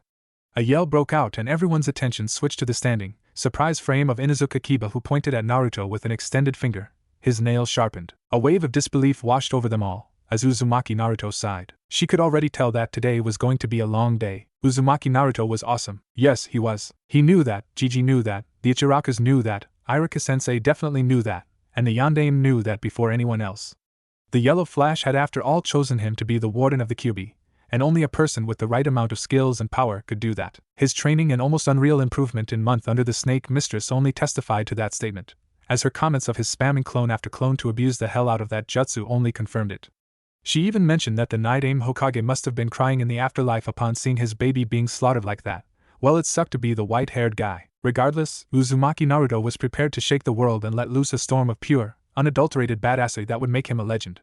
He would go out in the battlefield, becoming a feared shinobi only rivaled by the previous Hokage. Hell, they'd come back to the realm of the living just to proclaim him as the greatest of all time. Such would be the mark he would leave behind. Yes, that is what he thought before going to sleep. Now he was not the brightest mind, he knew that. So, excitedly staying up to get even more training was probably not his best idea and one that made him sleep a bit too much. As per the expected result, he woke up to see that he was late enough that the team placements would be done without him arriving there in time. What if Iruka-sensei made him do chores again? Damn it, he couldn't look that bad on the first day as a genin. What would Oba-chan say? The thought of that woman who sorta acted like a mother figure when he was younger made him nerves calm. Ever since visiting her grave and pouring out his heart about how he would finally become a genin made him feel lighter. An invisible burden was lifted off his shoulders. His mind also cleared and he was able to work better after that. He had even laid flowers on her husband's grave, just one, but he did do it. Bayo. That guy was weird. He remembered her husband. In fact, he was sure that the man was the one who gave him the title of prankster crime lord. Regardless, going to the flower shop and paying his respects was a good decision. The slight signs of self-loathing were clearing ever since he found out he was the Jinchuriki of the Kyuubi. It was amazing how a person who was no longer here in the world continued to provide him emotional comfort like that. Bonds were truly something he cherished, and the few people he had acquainted with him, yes, even Anko-chan, were that precious to him. He would sooner give up his own life than let anything happen to them. He had even said this out loud in front of her, and oh boy, did he get smothered in her chest. He complained even less now, mostly because he liked and she was starting to notice that he did not become a stuttering mess as he used to. So she started to drill him in other areas of his training along with other areas that described him drilling into her. God, she was one hell of a woman who made his thinking power go out. That said, the training session with her yesterday had drained him out already before he decided to be a smartass about it. Uzumaki Naruto ran as if the hounds of hell were on his trail as he sped past the general populace, shrugging off their glares and the pointless whispers. Maybe he ought to stop and show them how a scroll could hold a kunai without actually becoming one. He'd proved them all wrong one day. Thanks to the weight training, his speed had gone up without using his Jinton, and by the log, he was still wearing them casually. Whizzing past good old Suzume-sensei, who yelled at him for making her drop her paperwork, he laughed before stopping his pace. He nearly fell too. Still catching his breath, slid the door open to see Iruka-sensei, and by the looks of it they were going to get another lecture. Now, while Naruto looks up at the man like an unofficial older brother, he hated his speeches. They made noodles of ramen wither and drift away. That and the stare he was giving him did not help. Damn Iruka-sensei's judgmental eyes. Naturally, the chosen champion of the color orange gave his response to any situation in which he may or may not have unintentionally fucked up. Yeah, Anko was starting to become a real influence on him. Letting out a nervous chuckle as he scratched the back of his head, he began to give an explanation. Sorry for being late, sensei, Naruto began. A small part of him hoping that scarred Chunin would muster a great and heartwarming amount of mercy in his heart, as he would let the future Hokage is on his way. Perhaps, he needed more incentive. I had a rough day, Dadabayo. After that I went to do a few things, got tired because of some training and slept in. Boom. Yeah, surely Iruka-sensei would accept this reasoning. It was true too. It wasn't like he was slacking off or something. Uzumaki Naruto never slacked off. He had so much energy that he could run for hours without tiring. How many other people from his generation could claim that? Very few, he mused, or none at all. However, it seemed that he wasn't off the hook as his teacher's eyebrow twitched. That was not a good sign. Then he saw him breathe in as his Adam's apple momentarily disappear into his throat, before coming back to its original place. That was a bad sign. Naruto, Iruka spoke, and Naruto's mind was already trying to think of what to say. He could not bear to go through a lecture right now, that too about his tardiness. He was trying to avoid poisonous snakes trying to bite his ass, Dadabayo. You, was all that his sensei got to say before another spoke up, loudly too. What? Came the sudden yell as Naruto slowly turned around and noted the general suspension of disbelief so maliciously dancing in the room. Everyone, every single person was outright staring at him. The boys were surprised. Shino was looking straight at him. Kiba was pointing his finger at him with shock so heavily featured on his face. Choji had stopped eating a chip halfway through, and Shikamaru was looking at him without trying to doze off. For some reason the last one made his danger senses becoming aware. However, it wasn't just a lazy Nara stare that made it so. Uchiha Sasuke team was looking at him with his onyx eyes and trying to figure him out. Naruto had learned about the Uchiha's Kekkai Genkai and was wondering whether Sasuke had activated his. It was highly probable, and quite honestly would make sense. Team knew how to fight. Naruto couldn't take that away from him. Even now, Uchiha Sasuke was his rival, and one of these days, he was going to take that stick out of his ass. He owed it to Mikoto, and he'd beat up Sasuke to the point of normalcy. Then he would become friends with the Uchiha. Sasuke did seem like that sort of a person. Did this make Sasuke a Masochi? What are you doing here, Dobe? A shinobi must never show any weakness. Naruto remembered the words that Anko quite literally hammered into him when she would emotionally exploit some of his weaknesses. She knew exactly what to say that would rile him up. It took him nearly 13 days before he started to somewhat temper his mind. That was the only reason he didn't shout like he usually would have. Part of him wanted to do it too. However, the cooler, shinobi side in him made the blonde raise his hand and point it towards his Hittite. Naruto didn't put it on his forehead due to his rush and loosely tied it around his neck. As the metal gleamed in accordance with the dramatic effect, a sharp series of gasps were heard in perfect synchronization. Well, that was something you didn't see every day. Shrugging it off, the Jinchuriki looked around for an empty seat and found it at the back with Choji and Shikamaru. That was good. While he may not have any good friends at the academy, the heirs of the Nara and Akimichi clans were the closest thing he had to friends, even though they only met at the academy and a few off meetings while passing by. They were cool. Shikamaru did not seem bothered by how he was practically isolated from other kids of his age, and Choji was Choji. He was a swell person, if not a bit heavy. Smiling like his usual self, he was going to walk away, but a sharp pain on the back of his head made him yelp in pain. He turned around to see Irika's head blowed up like a monster, reminiscent of the ones that existed in his darkest nightmares, and started screaming at him as if he had stolen his ramen. Naruto! Irika yelled, his vocal cords straining past their limits as the demonic howl echoed. A large wind expelled from his mouth, sweeping across the entire room. Maybe his sensei used futon jutsu for this routinely display of righteous wrath. The scarred Chunin balled up his fist as the veins pumped furiously. Why the heck were you late? Like I said, sensei, the boy began while lightly glaring at the instructor. I trained too much and fell asleep, Databeo. Is that too hard to believe? Given your lack of effort, yes. Sensei, come on. I do give effort. Just not to anything boring. I see, so did you just call my teaching boring? Ne Irika-sensei, Naruto began as he remembered the recent gossip that Anko apparently heard at the Jounin lounge. He mentally crossed his fingers as he began to speak. Suzume-sensei was looking for you. She said something about you, her, and the reenactment of it. The blonde who was not allowed to finish as hand clamped over his mouth, and with his cerulean eyes he saw the Chunin's face becoming red. Huh. The rumors were true after all. Well, all he could say to Irika was one thing. Nice. That's enough, Naruto, Irika began. Face still as red as a cherry, as he removed his hands and let the boy go. Go and sit down. Don't be late from now on. You're a genin and you'll have to be punctual. Hi, sensei. Don't worry about that, Databeo, Naruto said and was walking forward, but the voice of one Inuzuka Kiba stopped him. Dobe, the feral boy began as Akamaru rested atop his head. What the heck are you doing here? Genin, Naruto said as he pointed to his neck again. I just pointed it out a few seconds ago. You failed the exam. Then what are you? Hey! Look, a cat! Naruto said, pointing at the window, and saw how the Inuzuka heir jumped off his bench. Kiba flew to the window with Akamaru loudly barking. Well, it was somewhat cute since the little pup was adorable. However, Naruto grinned as he saw the feral boy was still searching for said, non-existing cat. Oh, how life was good for him at the moment. Still walking up, the blonde stopped upon seeing a person. Her platinum blonde hair was tied up in a ponytail like usual. Her hair was long too, something he liked. However, he did not stand to notice how her skin was unblemished or her cute little nose perfectly complemented her heart-shaped face. He stood here for a different reason as her turquoise eyes looked at his own shade of cerulean. We need to talk, he said, and for a moment, he saw nervousness flash in her eyes. That passed a few moments later as she nodded her head and mildly huffed, crossing her arms and looking away. This was the Yamanaka Ino he knew. He also noted how the Pinkette's emerald eyes were looking at him, and his heart almost screamed at him to look at her. To talk to her, to yell Sakura-chan and get hit by her. However, his mind rationalized and told him to walk away. He did not have to talk to Harino Sakura right now, he'd talk to her later if needs arose. The words she said regarding his abilities as a shinobi were still on his mind, and it would take some time before he forgot them. Beginning his stride again, he noticed something strange. The girls, nearly all the ones in the class, were looking away from him once he gazed at them. They had pink blushes on their cheeks, some played with their hair and a few even smiled at him. Naruto had to shake his head at the last part. Was he stuck in a dream world where everything was going right? A piece of chalk came flying in from behind and hit him on the head, dispelling that thought. Before Irika could use his patented monstrous head jutsu, Naruto scuttered over to the bench sitting beside human incarnates of sloth and glutton. He wasn't a bad guy, so he decided to greet the two like he normally did to everyone else. Well, everyone that talked to him. Yo, Shika, Choji, Naruto said with his usual bright smile and saw the boy with the gravity-defying ponytail speak up first. Troublesome blonde orange, the pineapple-headed boy spoke, drawling out the last part followed by a yawn. How are you? The next question caught him off guard. Shikamaru said it as if he almost knew that Naruto had. Yeah, Choji added his 2 cents while putting 5 chips in his mouth. Wow, he sure was eager when it came to food. Other than that, Naruto didn't know what to say to them.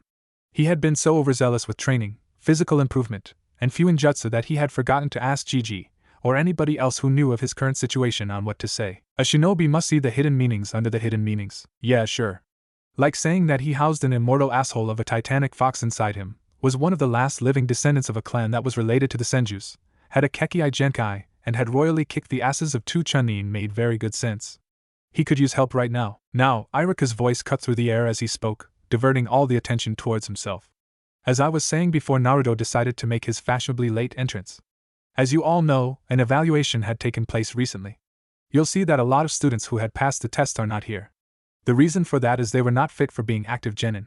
While they did pass the aptitude exam and had the basic Academy 3 down, their other skills were substandard. Hokage-sama himself has overseen this process. Naruto is here because he retook the test, as he had been given the wrong paper when he gave his exams, of the old curriculum no less. Silence screamed in the room as nearly every darted towards him, except Sasuke. That was no surprise there, except now as Broody McBroodster turned around, and gave him a glance. A glint of a challenge shone in the Uchiha's eyes and Naruto noticed it. Was Sasuke glad he was here? Once more shaking his head at the disbelief of what may have just happened, his view on everything was slowly changing. Maybe the world would finally accept orange as the greatest color. Maybe. Now then, Irika spoke as a smile stretched across his face. His eyes filled with warmth, chest heaving up with pride, and a sigh left his lips. Oh no, Naruto thought with horror as realized that Irika was going to give a lecture. A slight snoring sound beside him made the Jinchuriki realize that the Nara heir was already asleep and Choji was still munching on those chips. Oh wait, this was a different bag of chips. In his opinion, the Akimichi must have been loaded considering how Choji ate. The entire clan were supposedly filled with fat asses that made the earth shake, as Anko had put it. You're all shinobi now. Genin is the first step to Irika's mouth kept launching out words, but they were registering as nothing more than gibberish in Naruto's ears. A foreign language entirely, and it was hypnotizing him. It made him feel drowsy. The orange-loving teen blamed that on the lack of sleep he already had, and slowly his eyes were shutting. Everything was becoming blurry. Shoulders were slackening and his head slowly came down to rest on the wooden desk. The Akimichi's rhythmic chomping of the deep-fried food served as a well-received lullaby as he tried to pay attention to what Irika was saying. He had to pay attention now. After all, he was a shinobi, a future Hokage, and a yawn escaped from his mouth as he told himself he would listen to what Irika had to say. He absolutely failed. He smiled as his head rubbed his cheek into the smooth, polished surface of wood. Yes, life was good for him and everything was perfect except it wasn't. He began to hear some noises of girly voices as they came in like broken signals on a radio. His head could not understand what the words meant as his eyes were still closed and darkness was all he could see. Now if only someone decided to stop poking him. He was enjoying his 5-minute nap. Naruto felt the jab again. Clearly, someone was trying to make sure that a certain genin didn't receive his well-earned break. Yawning once more, the blonde-haired teen slowly got up. His neck lightly croaked as small cracking noises thundered from his head. This was going to bother him, wasn't it? Finally opening his cerulean eyes, he scanned to see the classroom in its usual hustle and bustle as he received a few stares from the girls, followed by some blushes. Boy, it was weird. He yawned once more and put his arms behind his head, stretching out his body as it fitted to his shirt, which he did not realize. Hearing some gasps, squeals, one eep, and whole lot of O being let out, he stopped his action, while remaining in that pose. Confusion seated inside his mind as his eyes blinked to see most of the females of his class suddenly gush out and look away from him. What the fuck? He thought as he tried to ignore the situation. It wasn't easy, and top of that, he didn't like it. Maybe he could, and there was the poke again on his left arm. Tilting his head to the left like certain puppies do, he saw Yamanaka Ino standing there. At first she seemed angry and annoyed like usual, but then for a moment her cheeks became pink, followed immediately by her shaking her head and then crossing her arms. That must have been her thing, like how he often put his hand on the back of his head. To each their own. You said you wanted to talk, Ino said as she finally looked at him again. If the blonde had to be honest, she was very, very interested in what the suddenly transformed dropout-turned-graduate of their class said. His situation alone demanded her attention, and by the log, she would delve in deep to find out the mystery that shrouded Uzumaki Naruto. Unknown to her, the orange-loving teen got up slowly as he looked at the front of the class to see that Irika-sensei wasn't around anymore. Wait, if he wasn't there then that meant, you're on Team 7, Ino said suddenly as if the girl had been reading his mind. Anko did say that Yamanakas were interrogators and could read minds, but they needed physical contact. He was sure that Ino didn't read his mind when she poked him, did she? Wow, he was paranoid nowadays. Oh right, Naruto said, trying to shrug off the thought that Ino had possibly invaded his mind. In all honesty, wasn't afraid of his secrets as much as he was afraid for the girl. He hoped she never goes into his mind. The fox might tear her apart for shits and giggles. Who are my teammates? He quickly added, noting that Ino might catch on to him for his late replies. He was hyperactive after all, something he was sure he couldn't get rid of too soon. Maybe when he was older and had a ridiculously short haircut. Oh yeah, that would be the day. And then some frizzy-looking kid with a weird mohawk and tribal markings would kill him. Sure, as if someone like that could ever touch his swift ass. At this question, the girl almost seemed annoyed and hopeless too. For Ino, it was a travesty, as she figured the teen she woke up from his slumber had been sound asleep when Irika announced it. Though it does explain why he didn't shout out when the team placements were announced. With a sad sigh parting from her lips, a wrenching pain in her heart, and a small bit of regret threatening to make her almost break down in depression, she told him. She told him of the fate she had been denied, and the one he had been granted. You're with Sasuke-kun and Forehead, she said as she thought about the tragedy. Now Sakura, Forehead would get a chance to bond with Sasuke-kun. There was no doubt in the young mind-walker's mind that the Pinkette would do everything to make sure that the Uchiha fell in love with her and run a smear campaign against the Yamanaka heiress. Life was so unfair. A scoff of annoyance broke her out of her thoughts as she saw the blonde teen groan a bit. He then proceeded to bring his hand against his forehead, and almost looked like someone had stabbed him with something rusty in his butt. Then she realized it. He was probably pissed for being on the same team as Sasuke. That means that he would hold the team back and hinder her love's progress. It was a tragedy indeed. This is so fucked up, Naruto said, and the blonde beside him looked up at him for his use of crass words. Well, it was no surprise that they were surprised. He rarely did curse. However, this situation called for it. Not only was he on a team with Sakura, with whom he was sure that he would snap at if she said something out of turn, but as if Gigi was playing a joke with him, placed him on the same team as Sasuke. Sasuke, the guy who received AC in positivity and D in cooperation, was his teammate. Granted that Anko had told him that the academy skills and history meant shit in real life and the battlefield, but he had seen how Sasuke was with group works. It always ended with him taking charge and finishing the whole thing by himself. Sure, the team got the job done, in excellent fashion too, but the way he would wrest control was something he found distasteful. Naruto, for all the bad grades he received, always did have a good positive effect on whoever his teammates would be and would work with them to get an okay grade. Not to mention Sakura was there, who would no doubt end up supporting Sasuke and double-guessing everything he had to say. Rules of nature, everyone in the class knew that.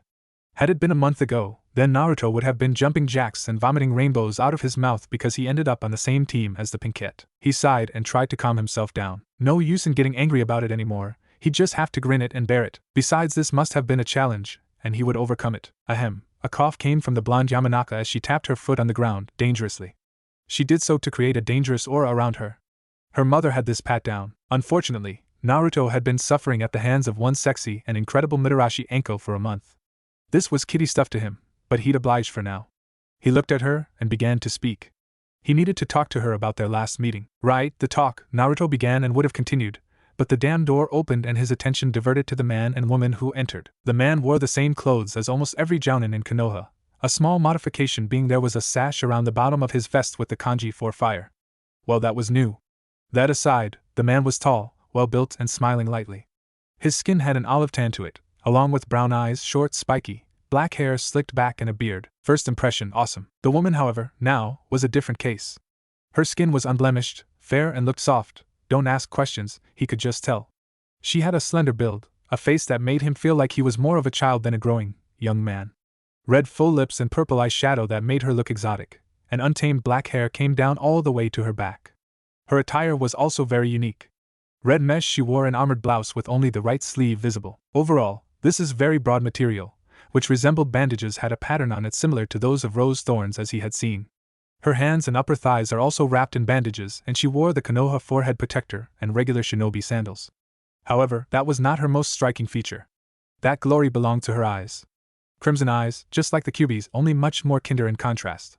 She gave off a nice vibe too. First impression, awesome and beautiful. Teammate, she spoke, and many boys stared at said team jealously. Inuzuka Kiba, Aburame Shino and Hyuga Hinata got up, the last of the trio getting up more slowly. Her eyes scanned the three before she gave off a small, warm smile. I'm Yuhi Kurinai, your jounin instructor. Come to training ground 28 within 30 minutes. Her words finished, she proceeded to walk out of the room.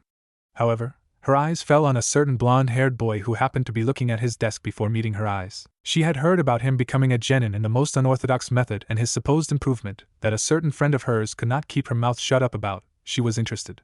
When she saw the boy and some of his resemblances to the yandere, she was a bit shocked. As she left the room, almost every eye of the males sans Sasuke turned towards Naruto. What? Naruto asked, a bit annoyed with all the stares today. What the fuck was up with today? Don't think just cause you look cooler, you're better Naruto, came the shout from Kiba as he looked at the blonde with a feral smirk. Akamaru barked in agreement with his comrade. Ah, Kiba. His partner in crime when it came to not paying attention to academy lessons. Yet another person he didn't really consider a friend, a vigorous classmate sure. But friend? No. Well, not yet anyway. Kiba-san, Shino spoke, almost quietly even though the whole room heard them. You shouldn't be so loud. Ah, Shino, the Inuzuka heir grumbled until the timid female Hyuga finally spoke up. Ayano, Kiba-san, he's right, the short lavender-haired girl spoke. Seeing the boy deflate at her words along with Shino pushing his shades back to his eyes and nodding solemnly, she turned to leave until Hinata's eyes fell on Naruto again. Words could not begin to describe how elated she felt when the teen had appeared again. Honestly speaking, she was sad that he didn't get to pass. The teen who inspired her so much to go forward was finally back and she couldn't hold back the smile that broke out on her face. She also liked how he was smiling at her. Oh god, he was looking at her. And then Naruto was looking at her with a smile on his lips. Granted, she thought he was cute before as her crush on him increased, but now he looked so. Yo, Hinata, Naruto waved at the girl who was never rude to him. Hinata was definitely okay in his books. Yet, he didn't consider her a friend for one reason and one reason only. Each time he was 3 meters near her, she would become red and faint. Did he scare her? Did she know of the Kyuubi? That was what he kept asking himself, and when he told Anko, she laughed her ass off, while not giving him a clear answer and calling him a deluded, thick-headed idiot. Regardless, Naruto wasn't going to be an asshole to her. How are you? He said out loud and saw the girl turning red again. Oh boy. Hearing the eep once more, he saw how she lost consciousness as Kiba comically caught her and was frantically trying to wake her up. Oh, come on, Kiba said before carrying the girl on her back. He then looked at Naruto and mentally cursed him. Hinata, an okay cute girl akin to a little sister, had a crush on him from day one. Why, he didn't know. It was painfully obvious to everyone except Naruto himself. God, he was an idiot. Then after his apparent wardrobe change, more girls looked at him as if he was some piece of meat. On top of that, Yamanaka Ino, a girl he once had a crush on, was on speaking terms with him. When did that happen? Was the question Kiba asked. Do you need help? It is my fault, Naruto said from the back of the room as he strode forward. Kiba knew that Hinata would have a heart attack if he came over, and right now, he didn't feel like running to the hospital with her. Nah, I can take her there. You stay away, or you'll make her faint again, Kiba added in the last parts and walked with Shino, as Naruto stood confused. Naruto would have pondered on it further if the bearded man didn't start laughing all of a sudden. He looked at Naruto in mirth and spoke. Khan was right. You're a special one, the Jounin said as he brought out a cigarette and put it on his mouth. He didn't light it though, someone would complain about his indecency and lack of manners. Humph, he killed people for a living and they complained about him smoking. The irony was never lost on him. Khan? Naruto asked, confused at the name. Who the heck was Khan? He didn't know any Khan. Yeah, you must know him by his full name. He's my nephew Konohamaru, the man said, and Naruto's eyes widened. Yeah, that was a normal reaction considering who he was. Wait, so you're his cancer stick uncle? Naruto asked as he pointed his finger at the bearded man who nearly faltered at the remark. Many people looked at the Jounin with skeptical and judgmental eyes. Naruto looked at the man carefully, and indeed could see some resemblances to his Jiji. So this Asuma guy was his son, and Konohamaru's uncle. Yeah, that midget still tried to follow him every now and then ever since they met at the Hokage's office. Apparently, he made quite the impression on the youngster and left him with the belief that there was no shortcut to becoming Hokage. Naruto's blue eyes then caught sight of the twin blade holsters on the side of his legs, before coming back up. The man's eyebrow was twitching at the remarks along with the stares, and Naruto then heard Ino giggle at his words. He turned to see her and wow, he didn't know she looked so cute like that. Yup, Anko was really affecting him. Anyways, the man said with borderline annoyance in his tone. Team 10, I'm Asuma. You're Jounin sensei and meet me at training ground 20 within 20 minutes. If you're late, I'm sending you back to the academy. The man then walked out of the room as he saw Ino put a hand under her chin. Troublesome, came the lazy remark from Naruto Shikamaru as he got up from his desk. His head already missed the wooden pillow. He saw that Choji had gotten up and was walking towards the door, which only left one team member. Turning around, the boy with the pineapple ponytail spoke. Ino, you coming? Yeah, Ino spoke, as she had to go now. Moreover, she didn't get to talk with Naruto about whatever it was he wanted to discuss. Look Naruto, I have to go now. Sure. But what about? First team meetings aren't generally that long. If you're still around here, then we'll have a talk, she said, and seeing the teen nod, Ino began to walk forward. Her turquoise eyes seeing the smirk forehead was giving her annoyed her to no ends, and the fact that Sasuke-kun was looking out the window only served as a swan song. Instead of Sasuke or another adequately okay teammate, she got the laziest and hungriest people in the world. Her fate was tragic indeed. Good luck, I guess. The words reached her ears and saw that it was none other than Naruto who said it. That was surprising. Maybe he was being nice in general, like he usually was. Then as her look of confusion remained on her face, she noted something. Naruto looked familiar, like she had seen him before outside of the academy. The absence of the goggles made him look different by quite a scale. After Naruto saw Ino leave, he began to walk forward and saw the spot beside Sakura empty. Well, they were a team and he had to cooperate. Sitting down he heard a grunt leave the Uchiha, and didn't respond like he usually did. Two could play it at that game. Hello to you too, team, Naruto said. He waited for the barrage of curses and insults being thrown his way by his horde of rabid fangirls. Instead, there was no noise and he, in sheer disbelief, turned around to see the looks of conflict on their faces. Seriously, what the fuck is up with today? He thought with a deep conscience. It was like as if the sun didn't rise from the east today. I mean, even Sakura isn't dash. Baka! Haruno Sakura yelled as she rolled up the right sleeve of her red top and cocked back her fist. How dare that idiot respond to Sasuke-kun like that? She was going to teach him a lesson for that, like she did every other day. She was just a small distance away from her fist smashing against his head. Sasuke-kun was bound to notice how she took revenge on his behalf for the verbal slight. Naruto turned around and saw the punch coming. Honestly, he could have done so many things. He could have blocked it, dodged it, or even caught it. Naruto could do that. However, a part of him didn't let him. Years of instinct rooted him there as the punch came and ricocheted against his head. God, Sakura could punch hard. The force of the punch made him shift away from the bench as his right side collided against a desk. Groaning a bit, he caressed his sides and sat down on the apparent bench. He could have asked Sakura why she punched him like that, but some things were better left unsaid. She would probably take Sasuke's side, no matter what happened. A small voice in his head told him that if Sasuke were to murder him and get imprisoned, then Sakura would probably help him escape. He cared about Sasuke, about as well as he cared for his other classmates, and there was the fact he was Mikoto's son. But if Sasuke ever tried to do that, he wouldn't walk away in one piece.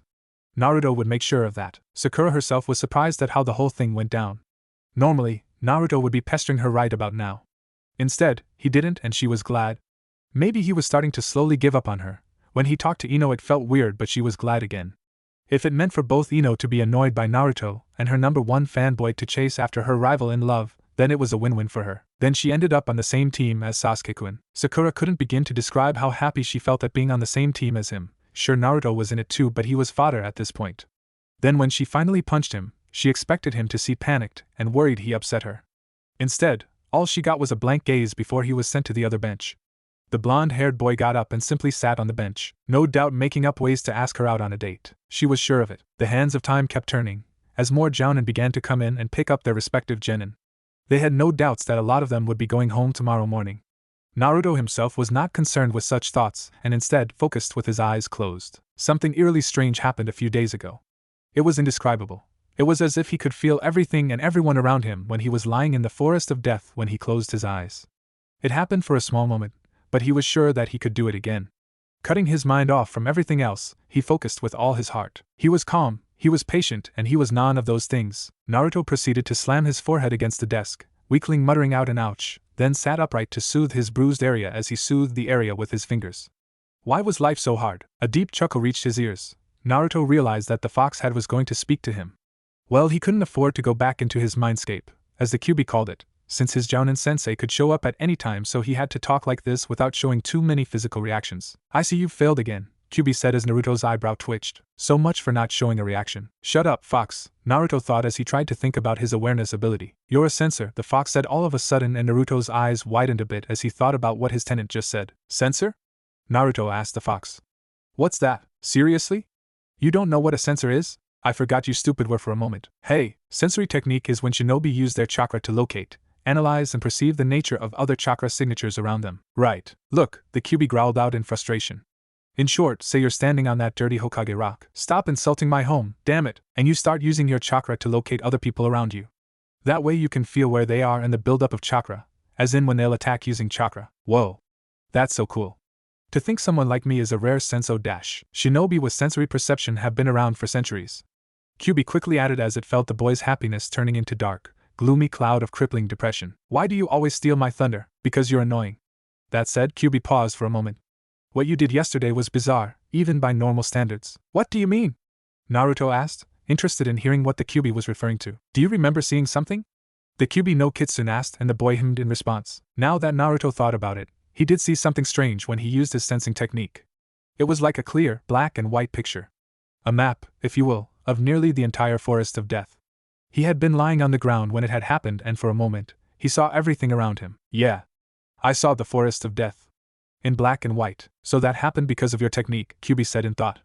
That's interesting. To be able to see with your eyes closed and sensing the techniques of your enemies. Looks like you're not completely useless. I'm not completely useless, you damned, dirty fox. You are. Do you know there are 8 more like me? Kyuubi asked with mirth. What? Naruto asked. He was caught off guard with such a statement like that. What do you mean 8 more like you? There are 9 Bija in total. I am the strongest with 9 tails, and then you have the ones weaker than me from 8 to 1, the Kyuubi said with a vicious smile. Even though I can't sense them with my own technique, mainly because most of them are sealed up right now or not fighting with their Jinchuriki, I can tell. You, Uzumaki Naruto, are weaker than their Jinchuriki. Shut up, Naruto thought with some venom in his mind. I've been working my ass off for a month. Don't you dare call me weak. I've improved dash. Yeah, you improved alright. I am not denying that, Ningen. However, Kyuubi said as his voice continued to grow louder. You fucked yourself up. You have the potential. You could have grown stronger years ago if you had started training seriously.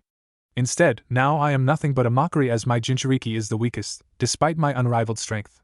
Get your shit in line, boy, and grow stronger. Because if you don't, one of these days I'm going to come and tear that lovely little piece of paper apart. Then, well, let's just say that Konoha is a lovely place, mark my return. The words made a chill run down Naruto's spine. His prisoner didn't yell any of those words. The Kyuubi casually told him he'd destroy the hidden leaf, and the blonde didn't find any semblance of a lie in that statement. Still, oh yeah? Naruto thought as he pushed his fear back. He pictured the fox behind the cage, devilishly smirking at him with teeth that could snap steel beams like twigs. The Jinchuriki began to speak as his own ego took control. Well, looks like I'll just have to get in that cage one of these days and make you eat your words, fuzzball. Easier said than done. The Kyuubi suddenly yelled as Naruto felt the killing intent spike up inside him. Fear took hold of him as his body began to shake. An invisible pressure originated from inside him as he felt the gravity of the world pushing down on him. He could feel his bones threatening to be crushed, blood flowed so fast that his heart threatened to burst out of his chest, and a voice kept telling him to run, to flee from whatever horror that laid in store for him behind that accursed cage. And like a passing storm, the feelings drifted away as Naruto found himself in the classroom as his eyes snapped open and started gasping. A sheen of cold sweat covered his face, his shaky hands slowly came up to remove it, and became drenched. He saw the classroom was mostly empty. Only Sakura and Sasuke were there with him as they were still sitting at their desk. Naruto felt the stares of his teammates, and no doubt, they would ask him questions. Hey! What happened? Much to his surprise, it was Sakura who asked the question. He looked at her for a moment before using his sleeves to dry off the perspiration from his head. The killing intent felt so unreal to him. Naruto couldn't help but feel the dread of how much the Kyuubi terrified him at that moment. To him it felt like a few moments of sheer horror, but more time had passed in the real world. Nothing, Naruto replied as he got up. Seeing that they would be more inquisitive about his sudden behavior, he added further, just a bad dream about udon. Mentally he slapped himself as the Kyuubi's laughter could be heard. Naruto focused in his mind and slowly felt the connection die out. It was just own voice he could hear now. Udon? Sakura asked, and Naruto nodded his head. Then she saw a scowl taking its place on Sakura's face as she began to speak. Of course you did. Only a baka like you would have a nightmare regarding food. Well, he really couldn't be angry at the statement. However, he did feel some form of amusement from this. Sakura actually believed it. Of course. Sasuke was still staring at him, before he HN'd and turned away. To Naruto that felt like Sasuke was calling him a loser, which he was 95% sure of. Well, I'm going to be back in a while, guys. Need some ramen for this, Naruto said as he patted his stomach with fake grin that spread from ear to ear. He really was a good actor. Maybe he'd become one if life as a shinobi didn't work out, just in case. What? Sakura accursedly shrieked and furiously glared at him. What if our sensei comes in when you're gone? Don't worry, Sakura. Naruto stopped himself and saw the emerald eyes he once praised widen a bit in surprise. Shrugging, he began again. I won't take too long. Then get moving, loser. Sasuke spoke for the first time as his onyx eyes looked at the blonde, who was annoyed at the remark. Team, Naruto almost growled out. He really didn't like Sasuke. Like really didn't. Don't call Sasuke-kun that, Naruto baka.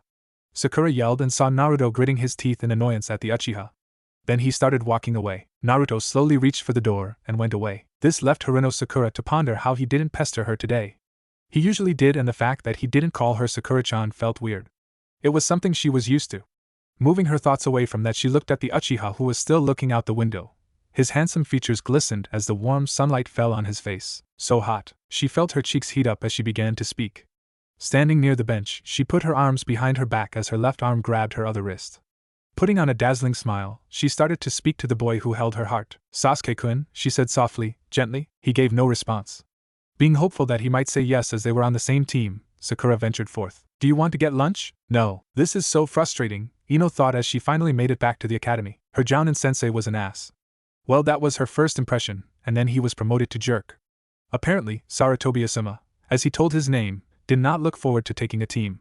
The reason he took one on was because the Hokage forced him to. Ino had called bullshit on that in her mind. He then gave them a small test. Nothing that hard apparently, as he said, only that he would take a team but only with 2 members. In short, one of them was going to be booted. Oh, how she flared her temper and verbally let loose the dogs of war at him. However, the Jounin was not fazed and gave them 3 hours. 3 hours to decide who would go back, then he would return to hear their decision and move on. Well, 2.5 now as she scurried over back here at the academy. Shikamaru apparently didn't seem fazed at all and told Choji to do the same. One of them was visually raping clouds with his almost closed eyes and the other was viciously devouring food like a monster. Why did she get such useless teammates again? She should have been put on Team 7, she could bear Sakura if Sasuke-kun was there. After all, he would save her and though it irked her to say it, the Uchiha would probably save Sakura too. Naruto could join her team, hell he'd be perfect. Sloth, gluttony, and envy in one team. She labeled Naruto with envy because it was clear as day that he was jealous of Sasuke-kun. Each time he would declare that he'd make the Uchiha eat dust and do the exact opposite. On top of that, she was going to talk to him now. She was going to talk to Uzumaki Naruto alone. If somebody got rumors of this, her chances of getting together with Sasuke would practically vanish. After all, everybody knew that Uchiha Sasuke and Uzumaki Naruto hated each other. The fact that Naruto knew Sasuke's mother well enough to lay flowers on her grave ate away at her to no end. Stupid Naruto taking away her time. Ino finally reached the door of room 301 and saw through the glass in the door that Sakura was alone with Sasuke-kun. Talking cheerfully, blushing, and Sasuke looked at her all of a sudden. That slut! Ino thought, poison gathering in her mind as he opened the door, suddenly grabbing their attention. Both of them looked at her. Sasuke-kun looked at her, and where was Naruto? Huh! She had to say in confusion. The blonde said he'd be here. Was he doing this to piss her off? What are you here for, pig? Sakura asked, as she smirked no less. Not here to talk to you, forehead. Was she bothering you too much, Sasuke-kun? Ino asked as she put on a cute pose. Sakura growled and Sasuke didn't react. In fact, he was giving them an impassive sexy stare that was always on his face. Both of you are bothering me, he replied as said girls flinched from the tone he used. However, he wasn't done. Annoying fangirls. Sasuke rarely spoke to them. He would keep his words short, but this actually got to them. The fact that he said it with such disdain made a pang in their hearts. However, Ino felt more than that. She felt sad and almost annoyed. Maybe it was because she had to go back and say whom she wanted to kick out of the team. Before she could speak, a voice behind her made itself known. Our sensei still isn't here? Ino turned around to see Naruto in different clothes, the same attire he wore when he had saved her. When he had held her like a new bride and hold it right there. No, she was just a teen girl who may or may not have had thought cross her mind. Mira certainly didn't help when Ino told her mother about how Naruto had saved her from the fall. These were just her mother's words playing a trick on her, as she regained her thoughts. Naruto, oblivious to it all, saw the Yamanaka first turn a bit pink, then shook her head before putting her arms on the side of her hips as she looked at him. She seemed angry. He was sure he didn't do anything incite such fury except maybe his asshole-ish behavior from the other day. So, do you want to talk now? Naruto asked all of a sudden, and whatever Ino was going to say stopped right there. What are you guys going to talk about anyway?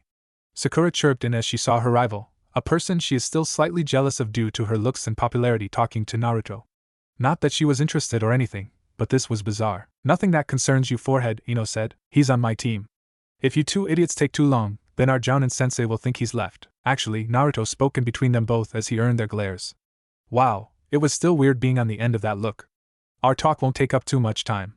If our sensei shows up, we'll be on the roof. Naruto finished and was walking out of the room. However, Ino did not move. What was Uzumaki Naruto playing? Her mind tried to put the pieces together. 1. He dressed well. 2. He looked good. 3. He said they weren't friends. 4. He didn't call forehead by her affectionate nickname of Sakura-chan anymore. 5. They would talk on the roof alone, when no one could see them. While Ino was glad no one would see it or spread rumors about it, but there were a few problems. Sasuke-kun had already seen her talking with him, more than once no less, and here she was going to the roof with him. Finally, if Ino didn't know any better, she'd say that Naruto liked her, and was doing all this to confess to her. Oddly enough, she did not feel bad about the last part. Mainly because one, he looked decent, and no boy ever had the guts to ask her out.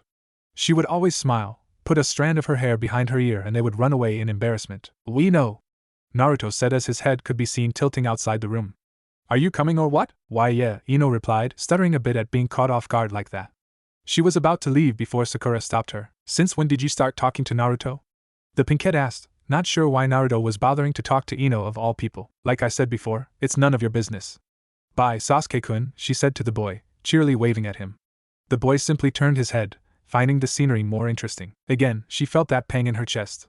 She then walked out as Sasuke continued to look out the window and Sakura had a thoughtful look on her face. Since when were Naruto and Ino friends? A small breeze was dancing on the roof. Gently it traced its relaxing fingers across everything it met, and to any person this was perfect considering the slightly warm weather today.